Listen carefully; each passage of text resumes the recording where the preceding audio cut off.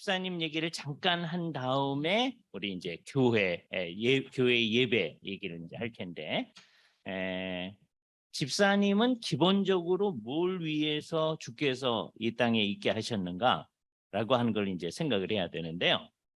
집사님은 궁극적으로 이제 살펴보면 교회 공동체가 주의 교회 공동체다운 특성을 잘 드러내기 위해서, 그러니까 성도들 가운데 어렵게 사는 사람들을 잘 돌아보는 거예요. 그러니까 장로님들도 신방을 하는 거예요. 장로님의 기본적인 역할이 신방하는 겁니다.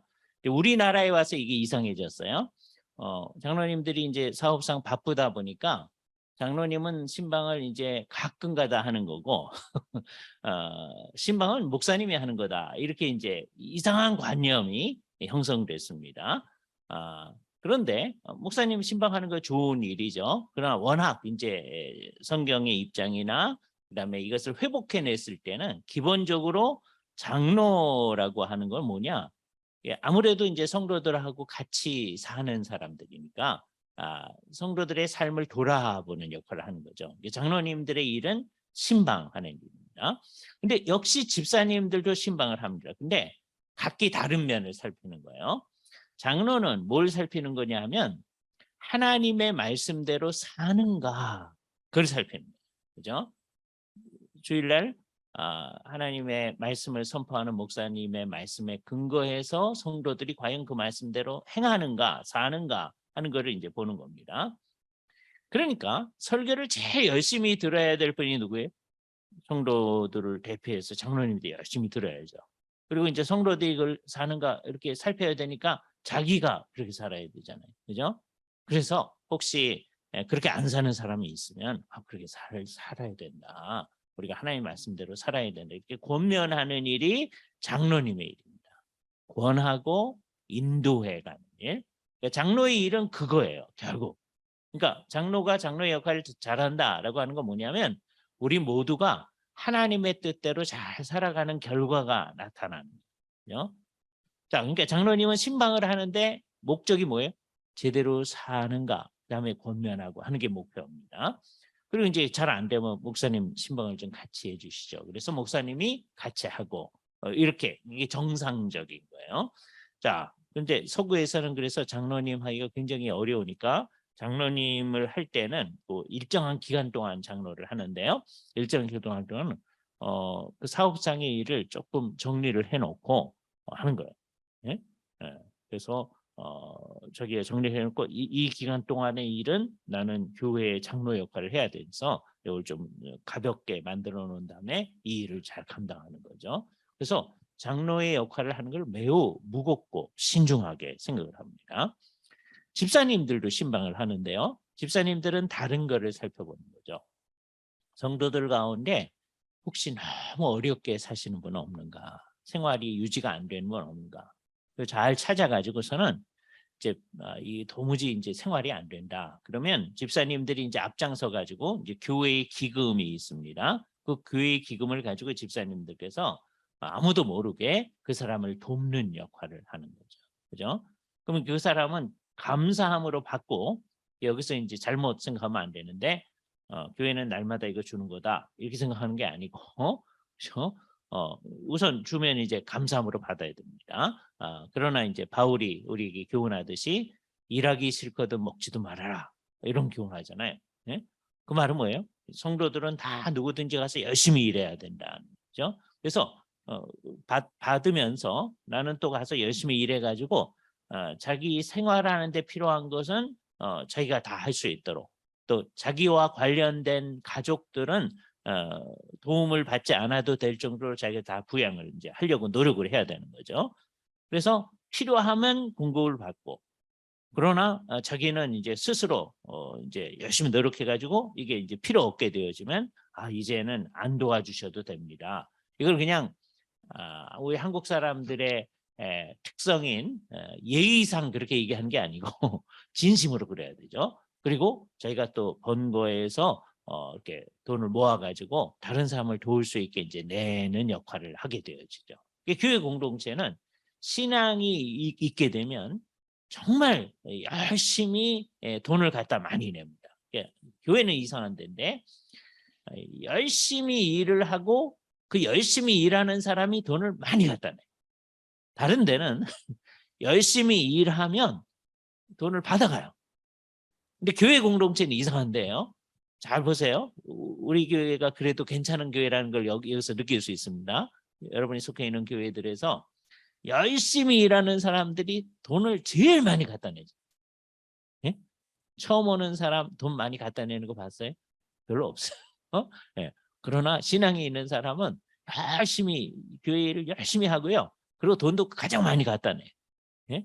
정말 이상한 일이에요. 이게 사람이 만들어낼 수 있는 게 아닙니다. 특히 이제 나이 드신 분들은 이게 아주 훈련이 잘 돼 있어요. 그죠? 근데 이제 걱정은 이제 우리 젊은 사람들입니다. 이 나이 드신 분들이 다 이제 하늘로 갔을 때 교회가 어떻게 될까 이게 걱정스러울 수도 있어요. 그죠? 이게 왜 필요하냐면 교회 공동체는 일단 첫 번째로 집사님이 자기 역할을 잘하면 우리 교회 성도들 가운데 어려운 사람을 잘 도와야 되잖아요. 그뿐만 아니라 그분들은 이제 열심히 일해가지고 난 도와주지 않아도 됩니다. 그리고 그 사람들이 열심히 또 내잖아요. 그럼 이제 어떻게 되느냐? 교회 공동체는 이 기금이요 자꾸 바깥으로 나가게 돼요. 그래서 여기서 이제 나오는 단어가 뭐냐면 디아코니아라고 하는 단어예요. 영어로는 디아코니아라고 하는데 이 디아코니아라고 하는 게 봉사입니다. 봉사. 워낙은 이제 서로가 서로를 돕는 일인데 그뿐만 아니라 이게 넘쳐나니까 바깥으로 나가요. 네? 그러니까 교회가 있으면 그 주변에 있는 사람들이 다 감사하게 되는 거예요. 왜? 주변에 있는 사람들한테 우리가 넘쳐나게 이렇게 가게 되니까. 그러니까 교회가 정상적이면 그 주변에 있는 사람들이 좋아해야 돼요. 가만 맨 처음서부터 알 수는 없죠. 그러나 가만히 있다 보니까 우리한테 도움이 되어진다는 걸 알게 되어진 거예요. 예.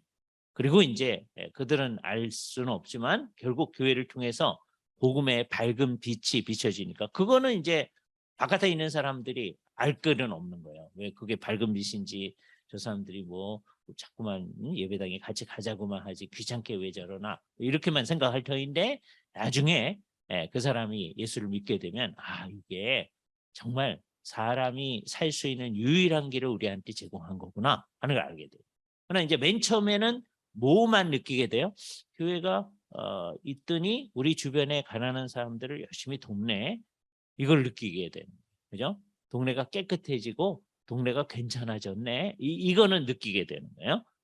물론 이제 요즘 그거 안 하는 교회가 훨씬 많아서 이제 교회가 자기네 유익만 챙기지 뭐하냐 뭐 이런 얘기 하죠. 그러나 그러는 상황에서도 가장 많은 도움을 주는 데는 역시 교회입니다. 지금 우리나라에서도요.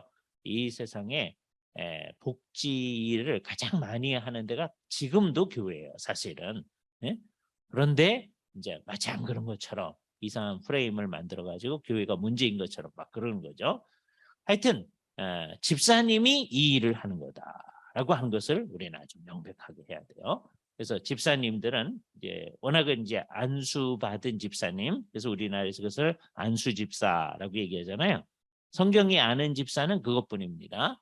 근데 이제 우리 한국이 우리 권산라고 하는 제도도 이제 만들어내서 창의적으로 하잖아요. 세계에 없는 겁니다. 그죠? 그것처럼 소위 서리 집사라고 하는 것도 우리가 이제 만들어낸 거예요. 예?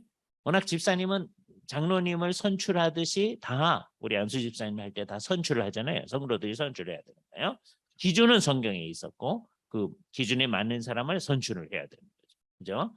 그런데 그게 이제 그것만 가지고 부족하다라고 생각을 해가지고 이게 이제 잘한 건지 못한 건지 몰라요. 나중에 하나님 앞에 가서 이제 어떻게 이제 평가를 받아야 될 텐데 그래서 이제 우리는 전 교인의 집사화를 이제 이룩했어요. 몇 년 나오면 이제 다 집사하니까 그래서 열심히 하게 됐다. 그러면 주께서 이제 의미 있겠다고 하실 수도 있는데, 근데 문제는 집사가 뭔지도 모르고 집사예요. 그러면 안 되잖아요. 그죠? 집사는 뭐 하는 거예요? 지금 기본적인 일이 이제 신방을 하면서 성도들을 살피는 거잖아요. 옛날에 이거를 이제 언제 하게 되죠? 구역 모임을 할 때 하게 되죠. 옛날에 구역이 이제 각 가정을 돌아가면서 이렇게 모이잖아요. 그러면 이제 형편을 잘 알게 되잖아요. 그죠? 그러면 이제 그때 서리 집사님들도 이 돕는 일을 하게 되는 거죠. 그래서 이제 교회 공동체가 공통의 기금을 가지고 돕는 일을 하는데 그것뿐만 아니라 여기서 연습을 한 우리들은 삶의 방식이 그렇게 되는 거예요. 옆에 어떤 사람이 어렵다 그러면 교회 기금만 가지고 돕는 게 아니고 막 자기 돈을 내 가지고 막 돕는 일을 하죠. 그래서 그게 삶의 방식이 되어지는 겁니다. 예수를 믿는 사람은 어디로 가든지 믿는 사람을 특별히 돕지만 믿는 사람들도 주변에 안타까운 사람들은 늘 돕는 삶의 방식. 그래서 이제 우리가 늘 그런 얘기를 하는데 신앙이라고 하는 것은 way of life, 삶의 방식이다라고 얘기하는 거예요. 그러니까 우리는 기독교적인 삶의 방식을 가지고 있어야 됩니다. 기독교적인 삶의 방식. 우리는 이렇게 살아갑니다. 라고 하는 게 아주 명백하게 나타날 수 있어야 된다. 그리고 이 일을 잘할 수 있는 사람이 집사입니다. 그죠? 자기가 집사로 임명을 받았으면 집사가 뭔지는 이제 알아야 된다. 그죠? 집사는 기본적으로 뭐 하는 거예요? 남들을 잘 도와주는 거다. 그게 삶의 방식으로. 네? 그냥 어디서 내놓으면 어디서든지 남들을 잘 도와주는 사람. 한국에 집사님들 많잖아요. 모든 사람이 남을 잘 도와주면 한국 사회가 변할 겁니다. 근데 안 그러는 이유는 뭐예요? 집사는 집사인데 집사가 뭔지도 모르고 왜 집사인지도 모르고 그냥 교회 몇 년 나가면 집사라고 하는가 보다. 그래서 제일 웃기는 말이 있는 거죠. 이제 어떤 사람 만났을 때 나도 집사예요. 나도 세례를 받았어요. 근데 그게 정말 이상한 거예요. 예. 그런 얘기가 극복되어질 수 있게 우리가 정말 장로님과 집사의 역할을 제대로 하는 교회가 되어야 되죠. 오늘은 이제 어디로 갈 거냐면 예배에 대해서. 교회가 하는 일 가운데 제일 중요한 게 예배예요. 예배가 뭐냐면 예를 갖추어 절하는 거예요. 배라고 절하는 거죠. 그죠? 예. 그런데 옛날 구약 시대에는 아브라함이 하나님께 엎드려 경배하죠. 정말 땅에 완전히 엎드립니다. 예. 그래서 이제 그 비슷한 형태를 이제 유지하는 분들이 이슬람 사람들이에요. 이슬람 사람들을 무슬림이라고 해요. 무슬림은 이렇게 순종하는 사람 이런 뜻이에요. 그렇죠? 무슬림. 예? 무슬림 그 이슬람교를 종교로 하는 사람을 무슬림이라고 합니다. 그 교 자체를 이슬람교라고 얘기를 해요. 그렇죠? 그러니까 이 사람들은 오늘날도 그렇게 정해진 기도 시간에 메카를 향하여서 이제 엎드려서 기도를 하죠. 자기네들이 그 이슬람 사원에 모였을 때도 다 이렇게 엎드려서 이제 절을 합니다. 자, 옛날에는 이제 우리도 그렇게 했어요. 천주교회 때는 그죠? 기도하는 시간마다 무릎을 꿇고 절을 한 거예요. 그러니까 옛날에 천주교회 때는 찬송할 때는 일어섰고요. 그다음에 기도할 때는 다 무릎을 꿇었어요. 그런데 그때 이제 이게 이제 그게 꼭 나쁜 거 아닙니다. 그렇게 할 수 있어요. 그런데 문제가 뭐냐면 예배당 안에 성당 천주교 성당 안에 그 앞부분에 십자가 큰 상을 갖다 놓고요. 거기다 예수님 상을 이렇게 조각을 해놨어요. 예? 그걸 고난받는 상 그래서 고상이라고 합니다. 고상 고난받는 상. 그런데 이제 예배 시간에 무릎을 꿇고 이제 기도를 하면 이제 잘못 생각하기를 그 상한테 무릎을 꿇고 절하는 것 같잖아요. 그죠? 이제 천주교인들한테 이게 아주 그 신심이 깊은 천주교인한테 물어보면 천주교인들은 좀 어려울 수 있고 신부님들 가운데서 공부를 제대로 하신 분한테 물어보면 저 상한테 절하는 건 아니다 그러세요. 예. 그럼에도 불구하고 많은 사람은 그런 생각을 하기가 쉽단 말이에요. 중세에 많은 사람은 그런 거죠. 그래서 이제 우리가 종교개혁을 하면서 몇 가지 조치를 했는데, 첫 번째, 예배당 안에 이제 우리 장로교회는 아예 그 상과 함께 십자가 자체를 없앴어요. 예? 바깥에 이렇게 있기는 합니다. 예수 믿는 사람들이 같이 모여서 예배하는 것입니다. 바깥에 있을 수는 있어요. 그러나 어디에는 없어요? 그 안에는 없는 거예요. 예, 이게 장로교회입니다. 근데 루터파와 성공회는 종교개혁하면서 그거 그냥 내버려뒀어요. 그러니까 우리가 볼 때는 이게 어떤 데죠? 종교개혁하다가 중간에 그만둔 데 같이 보이잖아요. 근데 그 사람들 그냥 있으니까 이제 여러 곳 가면서 여기 루터파 교회고 여기 성공한다 그러는데 아주 멋있는 예배당이 있고 그 예배당 안에 십자가가 있는 걸 보니까 괜찮다고 생각한 이제 목사님들이 이제 있는 거예요. 그래가지고 장로교회인데 자기네 예배당 안에다가 십자가를 다 갖다 놓는 거예요. 물론 상은 안 한 거죠. 예. 그게 이제 루터파와 성공회도 상은 없앴으니까. 그러니까 옛날 천주교회 때는 거기 상이 붙어 있었었는데 이제 여기 성공회, 영국 성공회 예배당이 있다고 해봅시다. 그 교회가 옛날에는 그 예배당이 천주교 예배당이었던 거죠. 그런데 그러니까 그 안에 분명히 십자가 있었고 상이 있었을 텐데 종교개혁하면서 상은 없앤 거예요. 그죠? 근데 십자가는 그냥 놔둔 거예요. 그게 이제 안타까운 상황인데 그거 보고서 우리도 대형 십자가를 갖다 놓기 시작한 이제 교회들이 있는 거예요. 정신이 나가는 거죠. 왜 없앴는지를 생각하지 않는 거죠. 그죠? 네. 사람들의 오해를 막기 위해서 없앤 거예요. 전부 다. 네?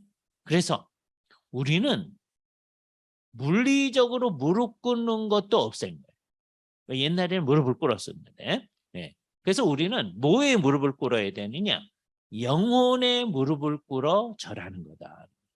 그 교회에 속해 있는 모든 사람들이 같이 참석을 해가지고 그러니까 정상적일 땐 그런 겁니다. 자, 이슬람교 사람들, 무슬림들은 실제로 무릎을 꿇어요. 옛날 천주교에도 무릎을 꿇습니다. 근데 우리는 그럴 수 있는 장치를 없앤 거예요. 예배당 안에 뭐가 없앴어요? 십자가 없앴어요? 십자가 없애는 거는 십자가를 무시하는 거예요? 아니에요. 십자가를 중요시하는 거예요. 네? 그래서 우리에게 십자가는 갈보리 언덕에 있는 그 험악한 십자가, 그 흉한 십자가뿐이다. 이렇게 생각하는 거예요. 교회가 타락하면요. 이 십자가가 점점 화려해지고 멋있어집니다. 그럼 교회가 타락했다는 증거예요. 십자가는 항상 어떤 십자가여야 돼요? 그 흉악한 십자가예요. 그래서 그게 하나님 마음속에 있어요. 갈보리 언덕에 있어요. 그리고 그게 우리 마음속에 있어요. 그래야 됩니다. 십자가를 항상 의존하고 있는 거예요. 예? 이제 예배와 관련해서 이건 매우 중요해요. 그건 좀 이따 얘기할 텐데. 하여튼 우리는 눈에 보이는 십자가를 없앤 거예요. 예배당 안에 있는 십자가도 없앴을 뿐만 아니라 각 집안에 있는 십자가, 예수님 그림, 상, 천주교인들은 예수님 상, 십자가 집안마다 다 있거든요. 그 종교개혁하면서 그 전부 다 없앤 거예요. 예? 그 종교개혁하면서 없앴다는 걸 생각하지 않으니까 또 각 집안에 이제 개신교인인데 예수님 그림 막 갖다 놓고 그런 사람들 많아요. 예? 이거 정말 정신이 나간 거죠. 예수님 그림 우리 없어요. 왜? 예수님 그렇게 생긴 게 아니니까. 그러니까 제일 웃기는 게 뭐예요? 어떤 사람이 눈길에서 찍었다고 하는 그 사진, 이렇게 흰색과 검은색이 이렇게 돼 있는데 신앙이 좋은 사람이 보면 예수님 모습이 보인다. 뭐 이러는 거. 예? 예수님 그렇게 안 생겼어요. 예? 예수님 어떻게 생겼어요? 몰라요. 한 번도 본 일이 없어요. 성경이 예수님 어떻게 생겼는지 얘기를 안 해. 예? 그래서 나중에 이제 여러분이 하늘에 올라가면 그때 처음으로 여러분 영혼이 예수님은 몸을 가지고 계세요. 예? 몸을 가지고 계신 예수님을 여러분 영혼이 볼 거예요. 예?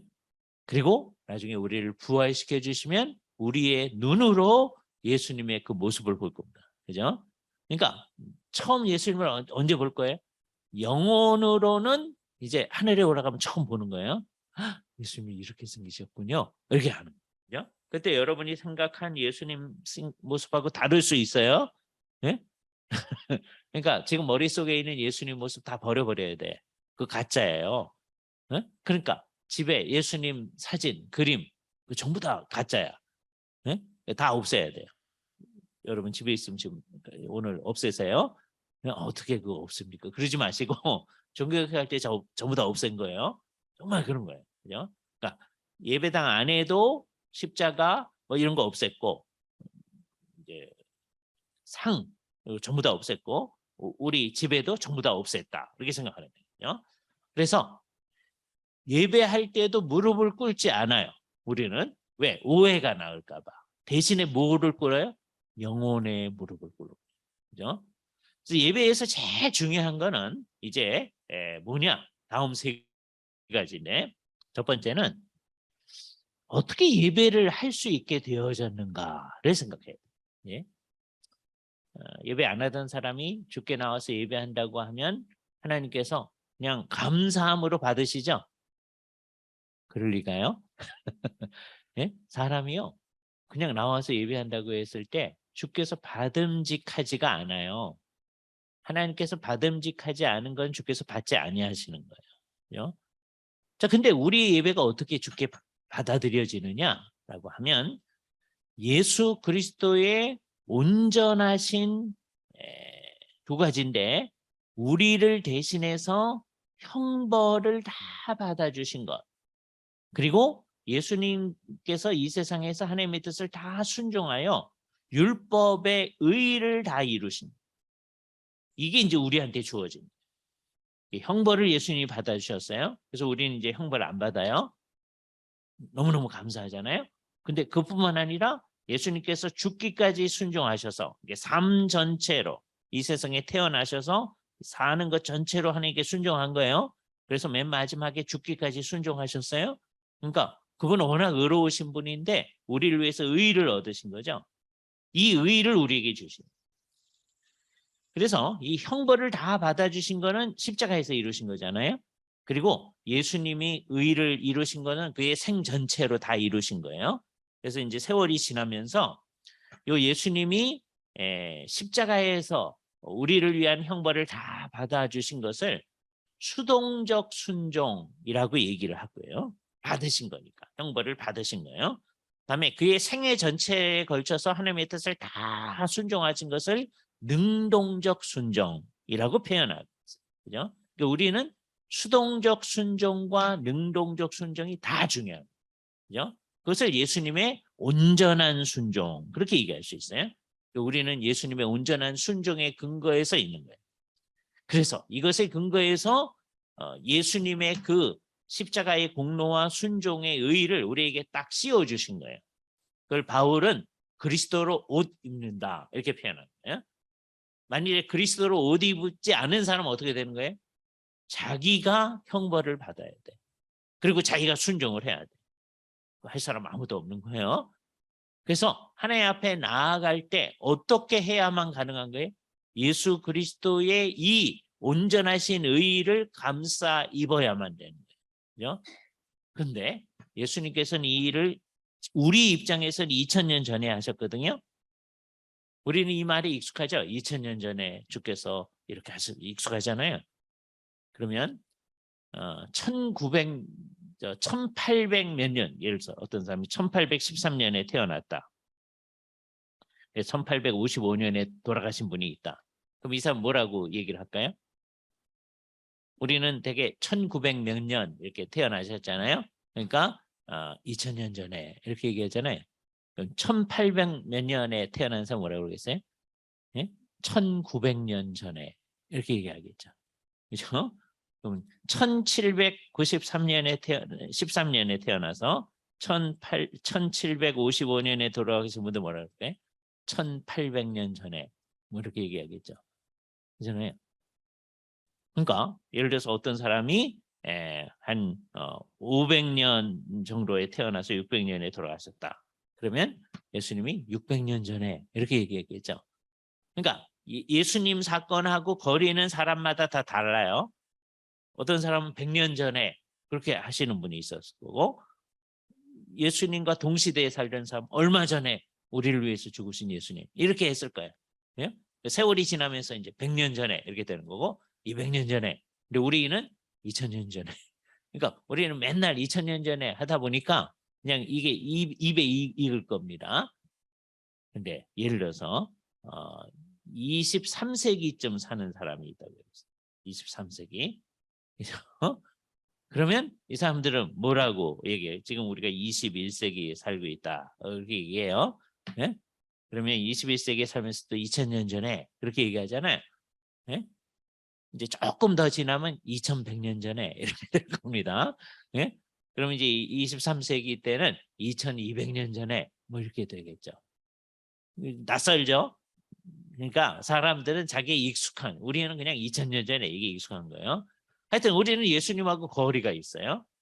그럼 예수님의 그 형벌을 날 대신해서 짊어진 걸 나한테 주시는 일을 어떻게 받을 거예요? 2000년 떨어져 있는데. 그걸 누가 해주시는 거예요? 성령님이 해주시는 거예요. 예? 그러니까 성령님은 시간과 공간을 넘어서 십자가 사건과 그 예수님의 삶과 우리를 연결시켜 주신. 그래서 예수님께서 아마도 이것을 염두에 두면서 이게 정확한 건지 아닌지 모릅니다. 하나님께 예배하는 자는 영 안에서 그리고 진리 안에서 예배한다. 이렇게 얘기하신 거예요. 영 안에서. 우리 성경이 영으로, 옛날에는 신령과 진정으로 이렇게 번역했어요. 그 애매해요. 신령과 진정. 신령이 뭐예요? 우리 지금 번역 성경은 요한복음 4장에서 영으로 그랬어요. 그 영으로의 뜻은 뭐냐면 영 안에서. 영 안에서라는 말도 이중적입니다. 하나는 결국은 성령님을 얘기할 거예요. 성령님 안에서 해야 된다. 그러면서 내 영 존재 전체를 다해서, 영만이 아니고 내 존재 전체를 다해서, 몸이 여기서 예배를 하고 있는데 몸만 예배해서는 안 되고 정말 예배하면서 딴 생각하고 우리 집 생각하고 내가 그 가스레인지를 껐나 안 껐나 이렇게 생각하고 예? 그러고 있으면 이제 이게 제대로 된 거 아니잖아요. 그렇잖아요. 예. 이게 이제 복잡한 일은요. 지금은 이제 안 그럴 텐데 서양 사람들이 되게 이제 예배를 마치고 이제 식사를 하러 가잖아요. 서양 사람들은 이제 우리처럼 예배 마치고 교회에서 같이 식사하고 되게 안 그러거든요. 특별한 날만 그럽니다. 예? 그러니까 코로나 상황이 이제 서양에서의 교회 공동체 모습하고 비슷해요. 우리 코로나 상황에서 어쩔 수 없이 예배만 마치고 집으로 가고 그럴 수밖에 없잖아요, 그죠? 예, 그러니까 예배 마치고 이제 집에 가서 이제 점심을 드셔야 되니까 아, 오븐에다가 예를 들어서 그날이 이제 추수감사주의다 그러면 딱 시간을 맞춰가지고 터키를 딱 넣어놓고 이제 가는 경우가 있어요. 예? 그럼 이제 예배 시간 내내 그거 생각할 거 아니에요. 저거 타면 어떡하나. 근데 목사님이 그날 설교를 너무 오래 하신다. 이제 큰일 났네. 뭐 이렇게 될 거 아니에요? 예. 그렇게 하지 말아야 되는데. 예? 뭐 그런 경우. 그러면 이제 영으로 하는 예배가 아니죠. 물리적으로는 여기 와 있는데 영은 딴 데 가서 헤매고 있는 거예요. 예? 이러면 안 되죠. 그러니까 영으로라는 말은 정말 존재 전체를 얘기하는 겁니다. 그러려면 일단 누가 함께 하셔야 돼요? 성령님이 함께. 우리 예배는 정말 영으로 하는 예배여야 돼요. 그러니까 성령님 안에서 예배를 해야 돼요. 근데 이게 왜 중요하냐면 이제 다른 것도 중요하지만 성령님 안에서 예배를 안 하면 2000년 전에 예수 그리스도의 십자가와 부활 사건과 내가 연결이 될 수가 없는 거예요. 그렇잖아요?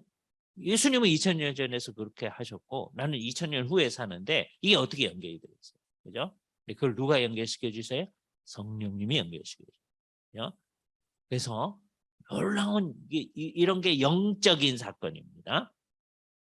내가 예수를 처음 믿을 때 내가 그리스도와 함께 죽고 살아나. 네? 예수님은 2000년 전에 죽고 살아났는데 나는 2000년 후에 어떻게 이게 연결이 돼서 그리스도와 함께 죽고 살아나요?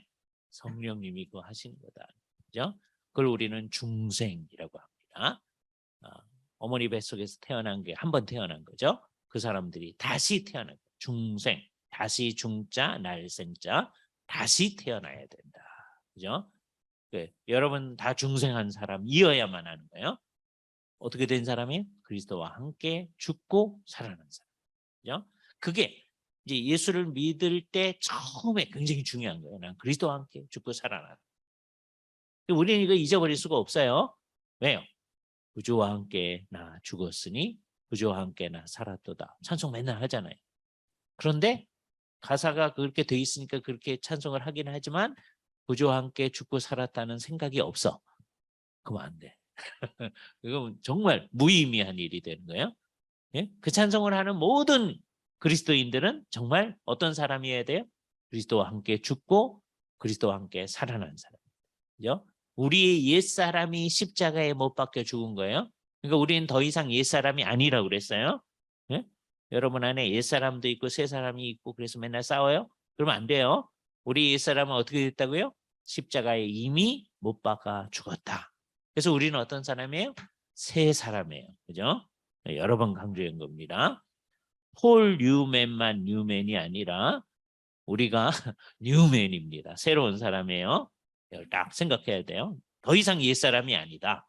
분명히 하면서. 그런데 이 새 사람은 정한 때 하나님 앞에 경배를 하는데 경배할 때 십자가의 은혜가 없이는 예수 그리스도의 능동적 순종의 의의가 없이는 하나님 앞에 경배할 수가 없다. 만일에 그렇게 그 십자가에 의존하지 아니하고 그 하면 사실은 죽는 거예요. 하나님께 나아가는 사람은 죽어요. 이게 이제 구약 사람들은 잘 아는 겁니다. 예? 그래서 그때에도 어린 양의 피에 의존해서 나아가는 거예요. 그래서 준비를 시키는 거예요. 예? 어린 양의 피에 의존해서 대제사장이 1년에 한 번씩 백성들 전체를 대표해서 지성소 안으로 들어갑니다. 예? 근데 그냥 저벅저벅 들어가면 죽어요. 그래서 양의 피에 의존해서 들어가는 거예요. 그래서 매년 그걸 연습하는 거예요. 어린 양의 피에 의존해서 하나님께 나아간다. 그거를 우리는 매주일 하는 거예요. 예수 그리스도의 피 의존해서 주 앞에 나가. 그러니까 예수 그리스도의 온전한 의로 감싸 안지 않고 나아가는 사람은 이게 죽음이다. 그런 마음을 딱 가져야 돼요. 그러니까 아무 생각 없이 예배할 수가 없는 거예요. 예? 주님께서 이렇게 봐줘서 그냥 그런 사람들도 우선은 예배를 하고 있어요. 사실은 우리 의식은 어떤 이건 죽음이다. 그런 걸 알아야 돼. 그래서 하나님께 나아가는 사람 언제나 그런데 우리가 늘 경외라는 말이 그런 건데 경외라는 말은 존경해서 두려워하는 거잖아요. 이게 존경한다는 말 속에는 사랑이라는 말이 들어있는데요. 하나님을 사랑하는데 하나님을 그냥 이웃집 아저씨 좋은 사람, 아주머니 좋은 사람 하듯이 하는 게 아니고 하나님을 두려워할 뿐으로 알아야 돼요. 그게 경외라는 말의 뜻이에요. 하나님을 사랑하는 마음이 없으면 경외가 아니에요. 그게 사랑이란 말이 여기 들어있는 거예요. 근데 거기에 두려움이 같이 있다. 그냥 사랑이 없이 두려움, 그거는 노예예요. 그건 경외가 아니에요. 진짜 경외하는 사람은 뭐에 의존하는 거예요? 예수 그리스도의 온전한 의, 예수 그리스도의 십자가에 죽으신 어린 양의 피에 의존해서 주 앞에 나가요. 그러니까 우리는 예배할 때마다 뭐가 필요해? 십자가가 필요해. 예배할 때마다 부활이 필요한 거예요.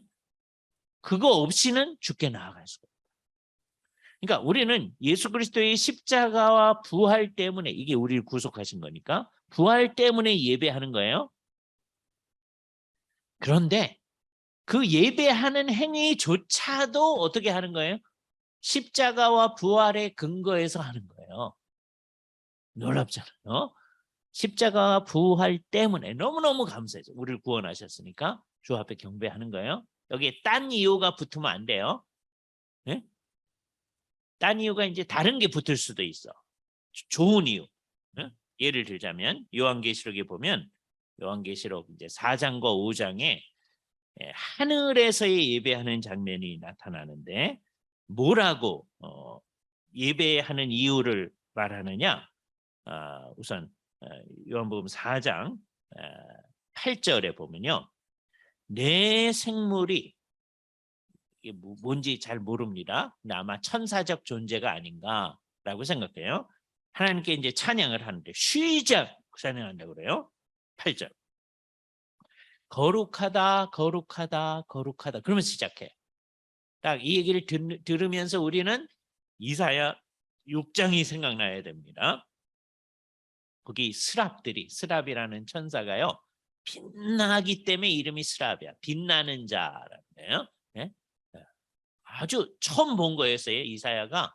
네? 그 환상 가운데 처음 본 거예요. 그 스랍들이 하나님께 찬양을 하는데 거룩하다, 거룩하다, 거룩하다.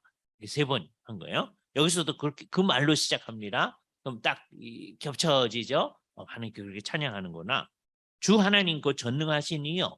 하나님을 전능하신 분이라고 얘기하면서 전에도 계셨고 이제도 계시고 그 다음에 말이 우리를 오해하게 하는데 장차 오시리다 라고 하면 이게 자꾸 뭐가 생각나요? 장차 오시리. 재림이 자꾸 생각나잖아요. 근데 그 앞에 말을 생각하면 그게 그 말이 아니라는 걸 알 수 있어요. 전에도 계셨고 이건 언제? 과거죠. 이제도 계시고 예? 현재죠. 예?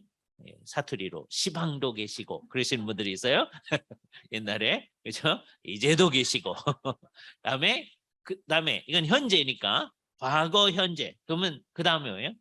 앞으로도 계실 분이라는 뜻이에요. 예? 그러니까 이제 성경이 이렇게 되어 있으니까 장차 오실이라고 표현을 하는데 뜻은 뭐예요? 앞으로도 계실 분. 그러니까 과거와 현재와 미래 언제나 계시는 분. 그분을 찬양하고 경배하는. 예? 그러니까 하나님의 존재 자체 때문에 경배하는 거예요. 예? 요게 이제 근원적 이유예요. 이렇게 따지면 하나님의 존재 자체 때문에 모든 피조물은 다 경배해야 돼요. 그뿐만 아니라 24장로가 하나님 앞에 경배를 하는데 24장로는 이게 신구약 교회를 대표해서 이렇게 표현하는 거예요. 상징적이에요. 요한은 정말 24장로가 굽혀가지고 절하는 걸 봅니다. 근데 24장로는 굉장히 상징적인데 구약의 12지파 그다음에 구약의 12지파를 이제 대신하기 위해서 주께서 12사도를 세우신 거예요. 그래서 이게 24가 돼요. 네? 그래서 24장로는 신구약 교회를 대표하는 거예요. 이게 신구약 교회가 주 앞에 뭘 해요? 하나님께 이렇게 얘기합니다. 11절. 우리 주 하나님이요. 영광과 존귀와 권능을 받으시는 것이 어떠하오니? 합당하오니. 이게 아주 중요한 말. 악시오스라는 단어인데요. 이 악시오스라는 단어는 이게 영어로 말하면 worthy라는 말입니다. 뭐뭇하는 것이 마땅합니다. 예? 뭐하게 마땅해? worthy to be praised. 찬양을 받으시기에 합당하십니다. 그러네요. 여기서 worthy 그런 가치가 있습니다라는 말로부터 worship이라는 말이 나옵니다. 예배라는 말이. 그러니까 그분만이 경배를 받으시기에 합당합니다. 정신을 바짝 차려야 되는 거예요.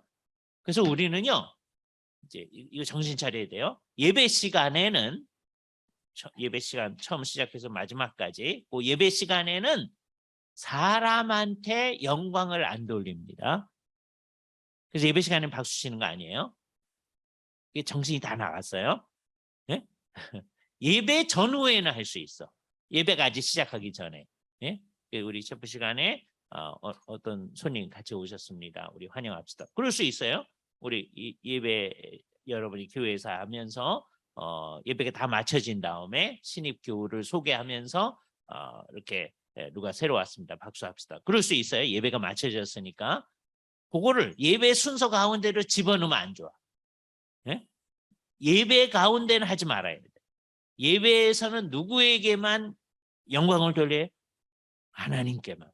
예? 그리고 마땅히 영광을 받으셔야 할 분은 하나님뿐이다. 이거 생각을 해야 돼. 여러분이 신앙이 좋아지면 다 그렇게 되어지는 거예요. 자기한테 뭐 이렇게 뭐가 조금이라도 이렇게 좀 괜찮게 여겨지는 거를 굉장히 겸연쩍게 여겨요. 예? 사람들 그거 막 즐겨요. 예? 우리 박윤선 목사님이 아주 대표적으로 이게 박윤선 목사님 우리 위해서 막 이렇게 했다는 거에 대해서 굉장히 겸연쩍어 하시는. 예? 예? 그런 거 싫어하시는. 예? 사람들은 그 막 속으로 즐기고 왜 안 하냐 이러는데, 예? 김일성, 김정은 그 사람 다 그러고 있잖아요. 왜 주민들이 나한테 안 높이느냐 그러고 있잖아요. 그런데 참 하나님의 사람들은 이게 높임을 받아야 할 분은 누구뿐이다? 하나님뿐이다. 신앙이 좋아질수록 그렇게 돼야 돼요. 예? 이거로 여러분의 신앙의 정도를 이제 판단하시면 좋아요. 내가 인정을 받는 걸 막 좋아한다. 마음속을 자기가 알잖아요. 그러면 어떤 거예요? 나 신앙이 참 문제가 있구나. 회개해야 될 사람이구나. 이렇게 해야 되는 거예요. 목사님이 왜 나를 인정을 안 해주시지? 네? 장로님들이 왜 나를 인정 안 해주지? 이러면 이게 신앙이 문제가 있구나 생각해야 돼요. 신앙이 아주 좋은 사람은 어떤 게 인정받는 왜 나는 아무것도 아니고요. 아무것도 아닌 것보다도 더 못한 존재인데 이렇게 생각하는 거거든요. 그래서 어느 날 박윤선 목사님이 하여튼 우리가 그분한테 뭐 감사를 표현하는 날이 있었습니다. 그래서 이제 그분이 나와서 이제 감사 인사를 하는 경우가 있었어요. 근데 그때 박윤선 목사님은 83년 묵은 죄인입니다. 예? 이분한테 영광을 돌리는 분위기인데 이분은 솔직하게 나 이런 거 감당할 수 있는 사람이 아니고 오히려 83년 묵은 죄인입니다. 83세 되셨으니까 우리보다 정말 하나님 앞에 가까이 주님의 뜻을 받들어 사셨을 거예요. 그죠? 그런데 그게 빈말이 아니거든요. 그래서 우리가 정말 마음속에 하나님만을 높여야 되겠다. 그래서 1차적으로 무슨 운동을 벌여야 돼요?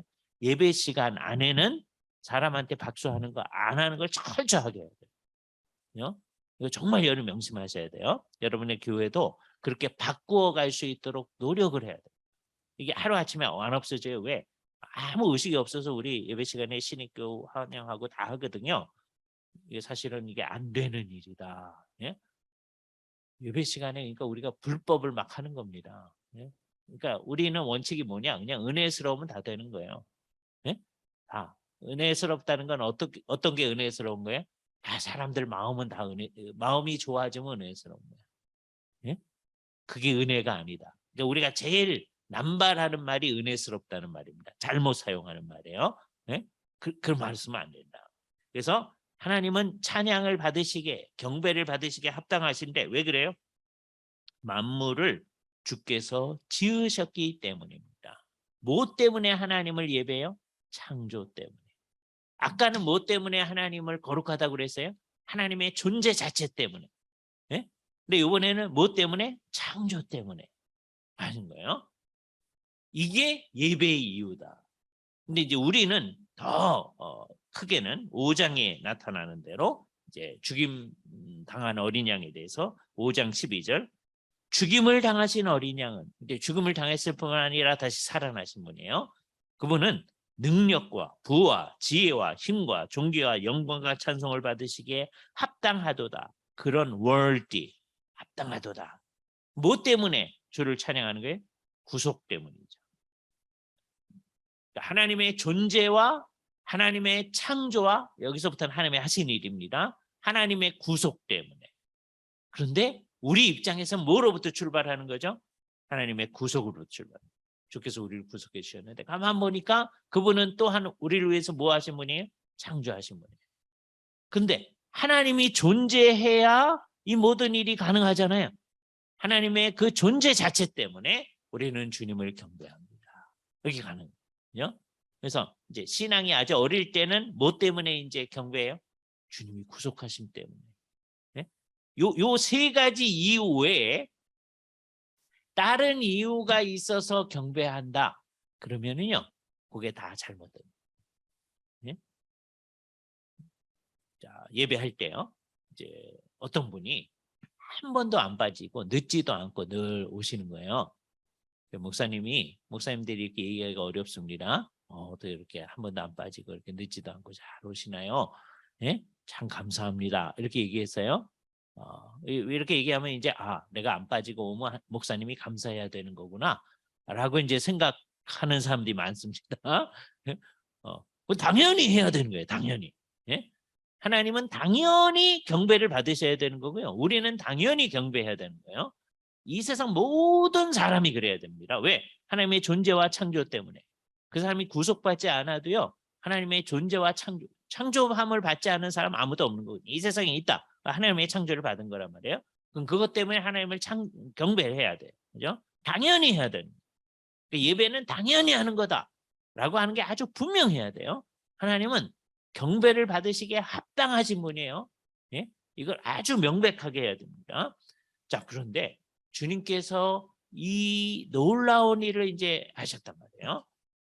그 놀라운 일에 대해서 우리는 경배하는 것이 마땅한 일이다. 그렇게 생각해요. 자, 그런데 이제 안 빠졌어요. 그분한테 여쭤봤더니 어떻게 이렇게 안 빠지시냐고 그랬더니 목사님, 제가 옛날에 좀 빠졌었는데요. 예배 빠지고 어디 갔다 오다가 된통 사고가 났습니다. 그 다음에는 절대로 안 빠집니다. 그런 거예요. 그래서 안 빠지는 건 너무 잘하는 거예요. 잘하는 건데 동기가 이제 왜 안 빠져요? 이제 빠졌다가는 어떻게 되는 거예요? 이제 또 사고가 나는 거예요. 큰 일이 날 거예요. 예? 하나님이 치실 거야. 그래서 이런다. 그거 좀 가짜예요. 예? 예배 안 빠지는 건 좋은 건데 동기가 잘못돼요. 그 얘기를 어떤 장로님이 듣고 있었어요. 우리 장로님 하시는 말씀이 내가 80평생 주님을 경배했는데 나는 뭐 하나님이 치실까 봐 예배하는 거 아니고요. 내가 하나님 앞에 경배를 했더니 하나님이 얼마나 복을 주시는지요 그러시는 거예요. 그러니까 왜 경배하는 거예요? 복 주시니까. 그것도 또 문제가 있는 거예요. 예? 그러니까 요게 이런 것을 떡고물이라고 합니다. 예? 예. 그 사람들이 하나님께 경배하는 마음이 없는 거 아니에요. 경배해야 되는데 아까 첫사람은 경배 안 했다가는 어떻게 되는 거예요? 큰일 나니까 무서워서 하는 거예요. 또 이 장로님은 왜 하는 거예요? 이거 하면 하나님이 복 주니까 하는 거예요. 하나님 때문에 하는 것도 있어요. 그러나 복 주는 거라고 하는 떡고물이 훨씬 마음을 끌어다녀요. 신앙이 좋아진다는 건 뭐예요? 이 떡고물들이 없어지는 거예요. 그죠? 맨 처음에 처음 예수를 믿는 사람이 그런 동기로 예배할 수 있어요. 좋아요. 나쁜 거 아니에요. 안 하는 것부터 신나요. 그러나 이제 예배를 하면서 정말 신실한 예수 그리스도의 제자가 되어지면 어때야 돼요? 하나님의 존재 자체, 하나님의 어떠하심, 하나님의 창조, 그리고 하나님의 구속 때문에 주 앞에 경배를 해야 된다. 그러니까 경배를 안 하는 사람이 있으면 정말 이상해야 돼요. 예? 그러니까 하나님 앞에 나와서 온 세상 만물이 주 앞에 경배해야 되고 하나님께서 하나님의 형상으로 지으신 사람이 마땅히 주님을 경배해야 되는데 지금 그러지 못한 현실 가운데 있습니다. 주님 죄송합니다. 이 마음이 있어요. 그렇죠? 그러나 우리라도 지금 깨닫고 주 앞에 나와서 경배하니 우선 우리의 경배를 받으시고 이 경배를 제대로 한 사람이 이제 어떤 마음을 가져야 돼요? 지금 몰라가지고 하나님께 경배 안 하는 사람을 어떻게 해서라도 예수를 믿게 만들어서 그 사람도 경배할 수 있게 돼야 이게 온전한 거죠. 그러니까 우리 예배가 이제 제대로 되려면 맨 처음에는 일단 우리 교회 공동체에 속해 있는 내가 예수를 믿는다고 하는 사람은 다 나와서 예배를 해야 돼요.